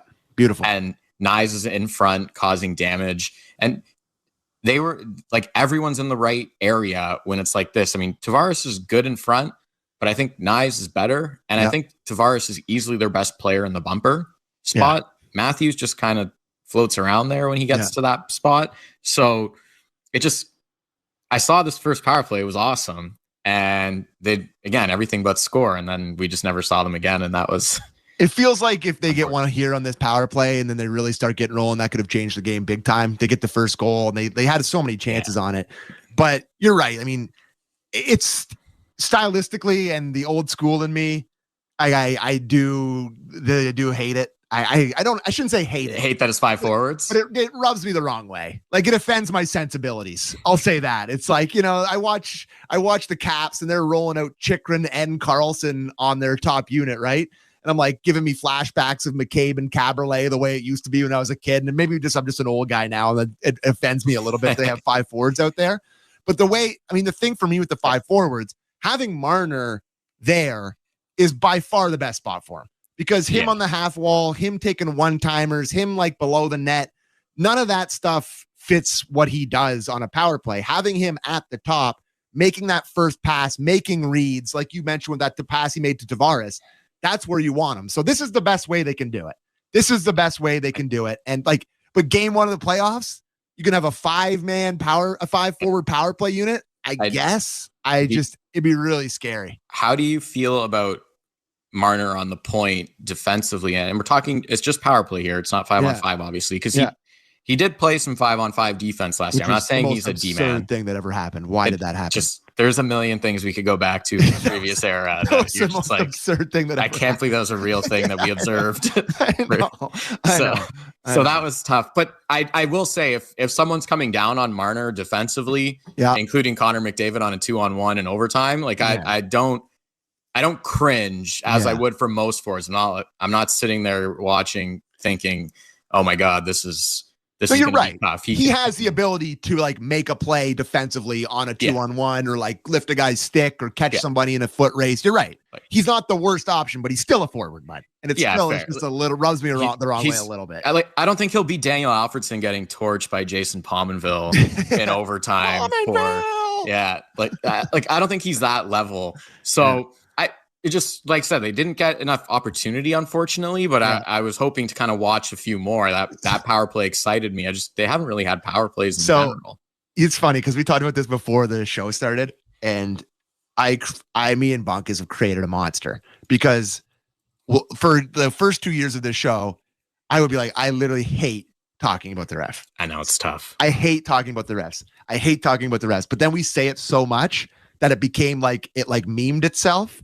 And now ref talk has gotten completely out of control. The brand of ref talk, I think actually may be stronger than the brand of Leafs talk. I think we should just do refs talk. That's all people want is refs talk. I get 100 DMs. Refs talk tonight. Ref talk. I'm like, can we just talk about the Leaf game? God. How many of those times is it Francis Sharon as the ref too?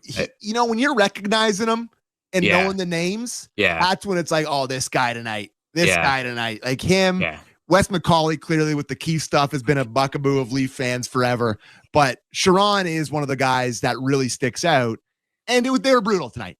They're flat out brutal. Both ways. They were horrendous both ways. It just that Ekman Larson slash was just. And the high stick. I mean, he kind of got him, but did he get him?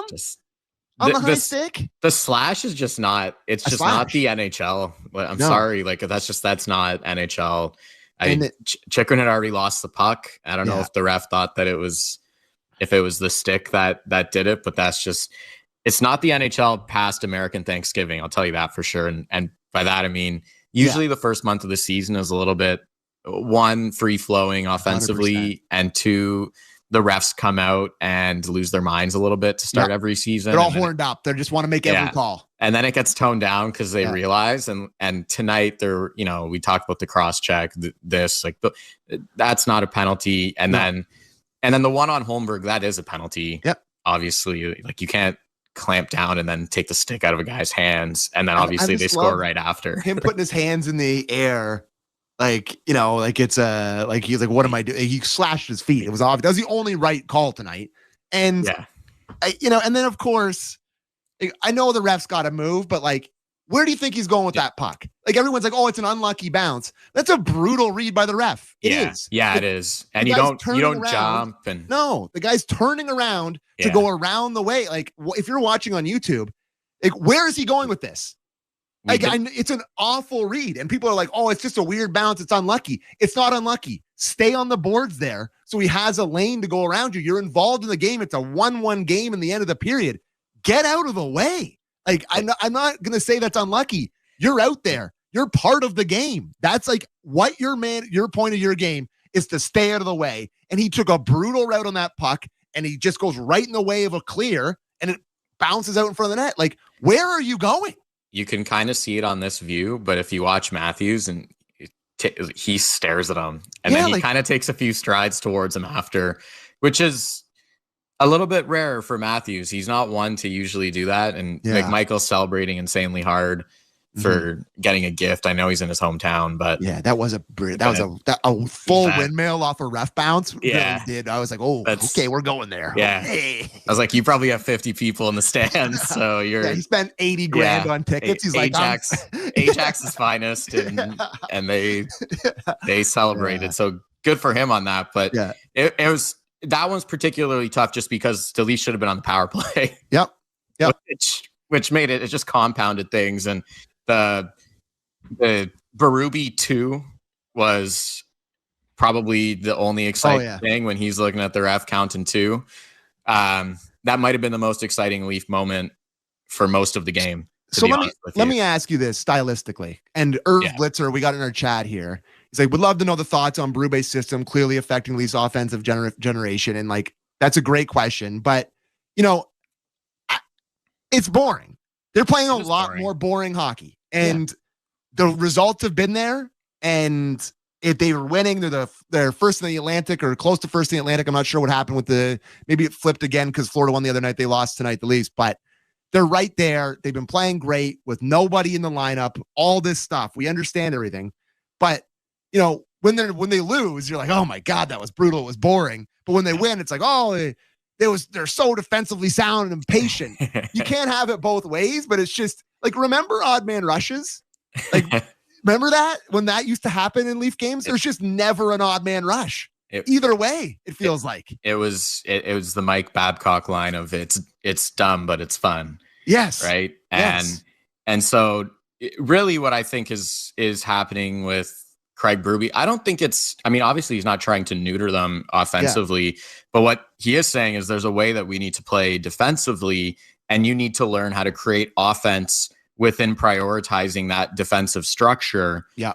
And when it goes well, meaning the games where they forecheck well, if you look at the win against Winnipeg, the first game against Tampa, like they were just blitzing those teams off the forecheck, 100%. Creating a bunch of turnovers, and they scored.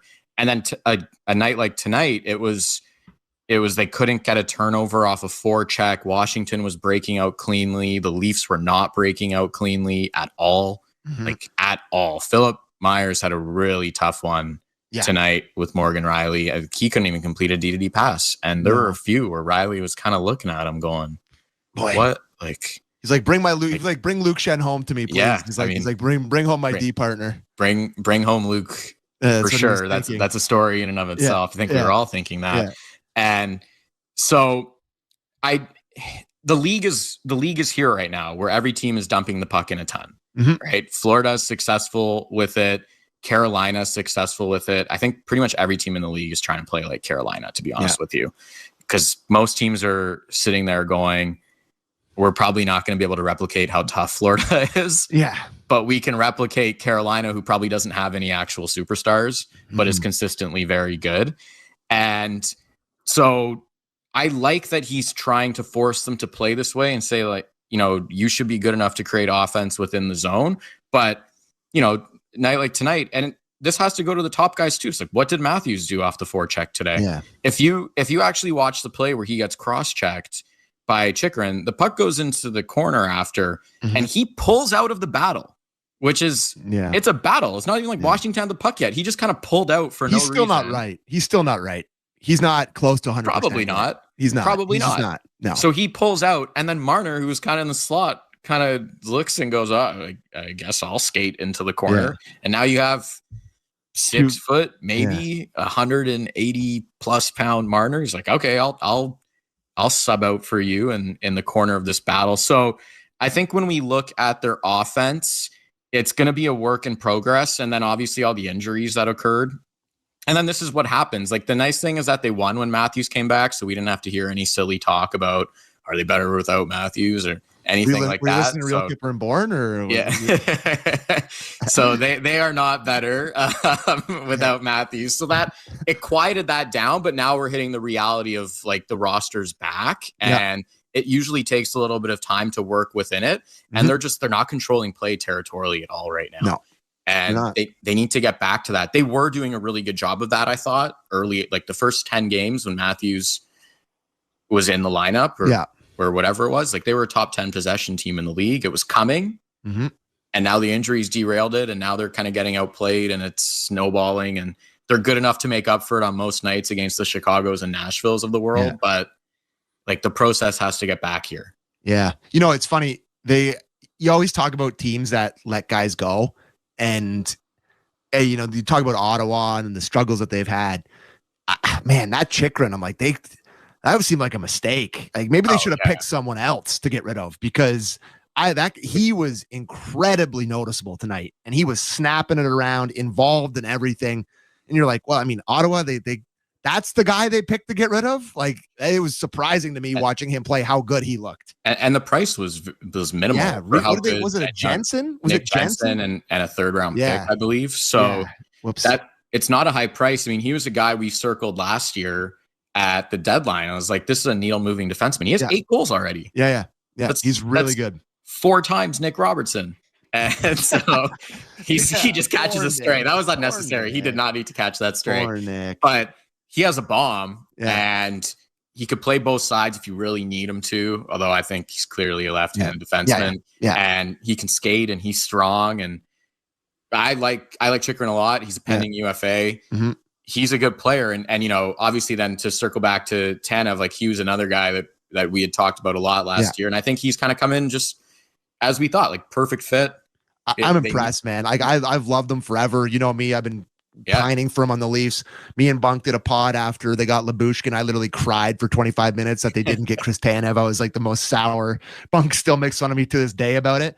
But Tanev has been as advertised. And like, I think in the last 3 or 4 games, maybe going back to the Tampa game where he actually gets a goal and an assist, he's shown like a little offensive upside here. Like he's like this pass he's made, he's been snapping it around a little bit. He dove deep in the zone a couple times tonight. Like he is a total grunt, and that's what you love about him. Like all he thinks about is shot block, stop cycle, retrieve pucks, going back on pucks. Like that is what he thinks about. But he does have a little touch to him that when he needs to, like he had a couple good shots towards the net tonight early when the third line had their only good shift of the game. He snapped a couple on net. Like he does have a good enough brain where he can make an offensive play, but God, his defensive work, watching TJ Brody go back on pucks for 2 years here, just getting run off pucks in the playoffs. He was good for the first 2 years of contract here, but like it fell off a cliff. And watching Tanev go back on pucks on the right side of the ice versus watching TJ Brody off his wrong hand with a broom ball stick go back on pucks, it's like they're playing a different sport. It's amazing. He was the only defenseman that could make a crispy breakout pass tonight. Yeah, absolutely. No one else could do anything. And Myers was not good tonight. And that's a guy that they clearly like because he's been a good pro and he's been sitting out forever. But the drop off from having him in the lineup to Jake McCabe in the lineup, that has been noticeable for these 3 games without McCabe. Like McCabe is a big, big hole in this Leafs decor. McCabe, you could argue, as much as we're giving Tanev rightful credit that he deserves. I mean, it's between those two, I think, as to who their best defenseman all around is. Yeah. And McCabe hasn't produced a lick offensively so far this season, but I still believe that he can, and he does have a bomb. Yeah. So it's really, it's those 2 guys together, and it, obviously it hurts, but at the same time, it's like Washington's missing Ovechkin. Yep. And the other thing I want to actually mention about Washington, because I thought it was a quiet storyline in it just because the Leafs didn't do enough offensively, but Ryan Lindgren is like is it Ryan or Charlie? Or Charlie Lindgren, sorry. But Ryan's the guy who plays for the Rangers, right? Yeah, 2 Lindgrens. They brothers. Charlie Lindgren is like a road hockey goalie. Yeah, he's flying around. And he's a southpaw. Yeah. And both their goalies are lefties. And you look at it, which is wild, by the way. That's very unheard of. And I honestly felt on a number of chances the Leafs got, it actually, like the breakaway Nylander had, it completely threw him off. Mm-hmm. Even that chance in front by Tavares, which part of me was like, would the ref have called that a goal if it went in because he had knocked off Ferravari's helmet right before? I don't know. But I just, he's so weird stylistically. I almost felt like it, if you watch baseball and you go up against a knuckleballer, and you're like, this is like almost like a weird trick shot that like gets me off my game. That's what it felt like with Lindgren. They had a few looks where, the Nylander breakaway, it was like he got tripped out by I think almost. that Nylander breakaway was a centimeter from a really filthy goal. Oh yeah, because it's like that against the grain, going back across the body. Backhand is a rare one. You don't see that a whole lot. And he tried to do it and he did not miss by much. Also on this breakaway, I love that the ref did the NBA move on the first one where he didn't put his arm up until the goal didn't go in. So it was like when a guy goes up and goes for like a layup, and if it goes in, the ref doesn't call it. But if he misses, you'll blow the whistle. That's what happened on that breakaway. I love that. That was actually the only good thing I noticed about a ref tonight. To me, that was a penalty shot though. No. I completely disagree. I am against full breakaway. No, they were shoulder to shoulder when they got the puck. I think. What do you mean? It was a clear breakaway. I think that right there, that's a breakaway at the blue line. No. You have to be 3 steps ahead of a guy and like get pulled down from behind for me to even consider. So you're just anti-penalty shot then. I'm pro penalty shot. I want penalty shots. No, I don't. I don't. I think if you're gonna get a penalty shot, you have to be like 2 full steps ahead. Guy hauls you down. They have to commit like a 1991 hooking for me to give a penalty shot. You are the Francis Chiron. Yes. Penalty shots. Like, unless the Leaf was getting murdered, the Leafs were not getting a second power play. Yeah, no, they tonight. were not. They really weren't. It just wasn't happening. But to me, like as someone who wants to see the league call more of them, because it is a rule and the thing, it's like it's a breakaway from the blue line and he gets obstructed, and by definition, that's a penalty shot. Yeah, to the letter of the extremely soft 2024 rule, that is a penalty shot. But like to me, I was totally fine with that not being a penalty shot. They call it goaltender interference for less. Yeah. On you know what? But if I'm a ref, like that moment, like that's like there's you get into reffing because it's you like to be seen and I'm crossing my arms. You think you're Mr. Big Shot. You think you're Mr. Authority. Getting a point to center ice when a guy's getting hauled down, everybody goes nuts at home. Yeah. Just do it. No one's gonna question it. Just do it, man. Call it. They're cheering for you, Francis. It's the only moment that they like you. Just do it. Go for it. That could have been it. But that breakaway to me was a good example of the southpaw where that would normally go blocker, right? Yeah. But instead it was glove. Yeah. And then the second one, you could kind of see him thinking about it. And he was like, all right, I'm going to try to go 5-hole now because it's really weird. He has the glove. Shooting and then wrong-handed goalie. It really is weird. Lindgren closes the 5-hole, which was smart. And then so he tried the flip play. But I don't think that was his intention going in. I think he was sitting there going, I'm going 5-hole. Like the exact goal that he scored against Utah. But because Lindgren put the paddle, he made the right read and he looked super casual doing it because he's Willie.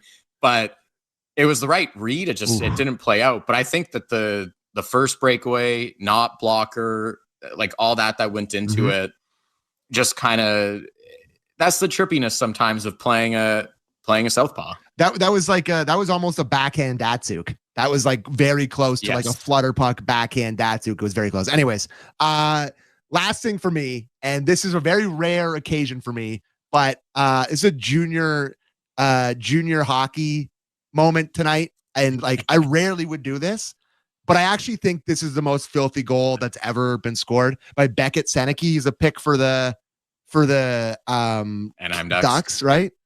Watch this goal again. This is against my most hated franchise in all of sports, the London Knights. So maybe that's why I wanted to show it. But this is actually, I think, the nicest goal I've ever seen. Watch this move that this kid makes. And then bar down, it doesn't even touch the net, and the goalie doesn't think it goes in. A little junior hockey corner on Leafs Talk, but look at this move. How do you even think to do that? That's filthy, man. What a goal. Sammy was just sitting there going, this Leaf game was so bad. What happened in the OHL tonight? Listen, I always got my ear to the ground in the OHL. But this is an unbelievable goal. This is one of the best I've ever seen. From this game, I do hope Easton Cowan's also okay. Oh, he got rocked. He got clean hit. He got and Ben Danford threw his weight around too. He hammered somebody in that game too. And scored. electric OHL corner here on Leafs Talk tonight. That was a big game. So hoping that we see. Yeah, it's right. He didn't get invited to World Juniors. Ben Danford. No, the Saneki kid didn't, or Seneca or whatever it is. He didn't get invited either, which is crazy. So yeah, I mean, Ben Danford, he would have hoped, but it was 9 points in 21 games as a righty. Senecki didn't make sense. I didn't understand a number of their selections, to be honest, with that word. Like, I don't understand. I don't watch enough. Like, I'm a junior hockey guy. I keep an eye on my beloved attack, but like, I don't pour over the tape. So I'm not like the biggest junior hockey guy. Even if you just watched the Mem Cup last year, which I'm sure you kept an eye on. Did, of course, yes. Like Perek didn't get the original call. Yeah. Like now he just got called up. Yeah. Like, what are we doing here? Yeah. You know, that's like the opposite Team Canada. That'd be like Canada picking Dylan Strome over some of these other guys that they ended up picking. Because he's had a hot start. He got snubbed off the all snub team too on Sportsnet, and John Tavares got snubbed off the all snub team too. Why was Strome a snub? Did you notice him tonight? No, I meant like on the snub, because my boy on Sportsnet yesterday, or on Real Kipper and Born, I brought up because they did like the Team Canada B, and then I brought it up on TV, and they put up the board.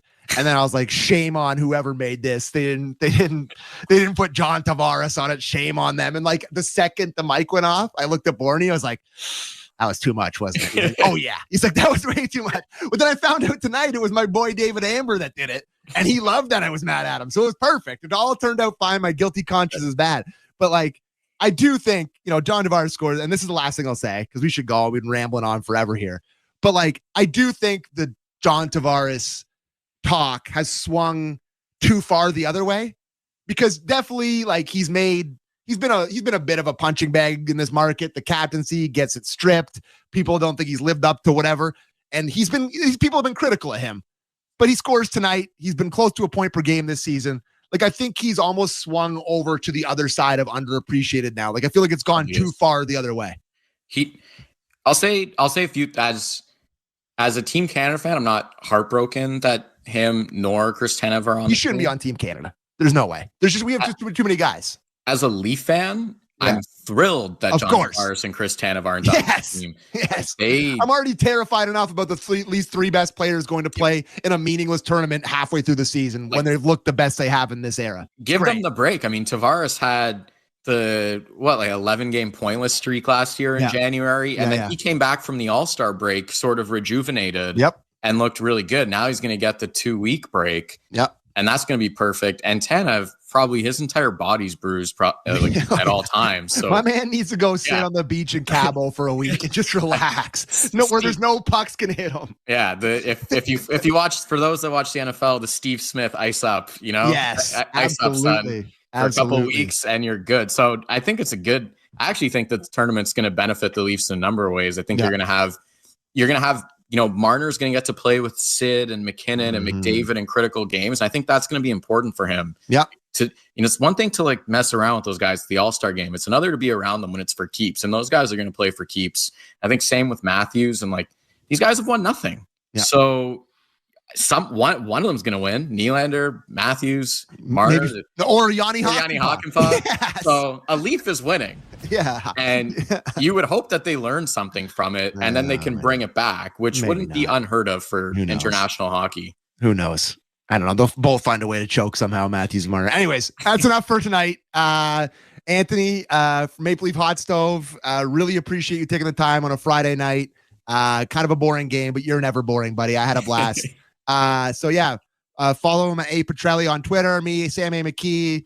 Go and find us. Bunk does a better job of this. I'm not a host. I'm just a mutt that sits here. So thanks everybody who listened. Subscribe, watch on YouTube, do all that fun stuff. Have a great Friday night. Thanks, guys.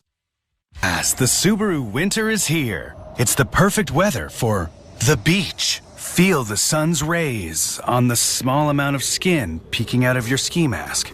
Put on your beach puffer and hear the sound of the waves crashing over the chatter of your teeth. Get out there in winter like it's summer with standard symmetrical full-time all-wheel drive and advanced safety systems. Your holiday bonus awaits. Visit your local Subaru dealer for details.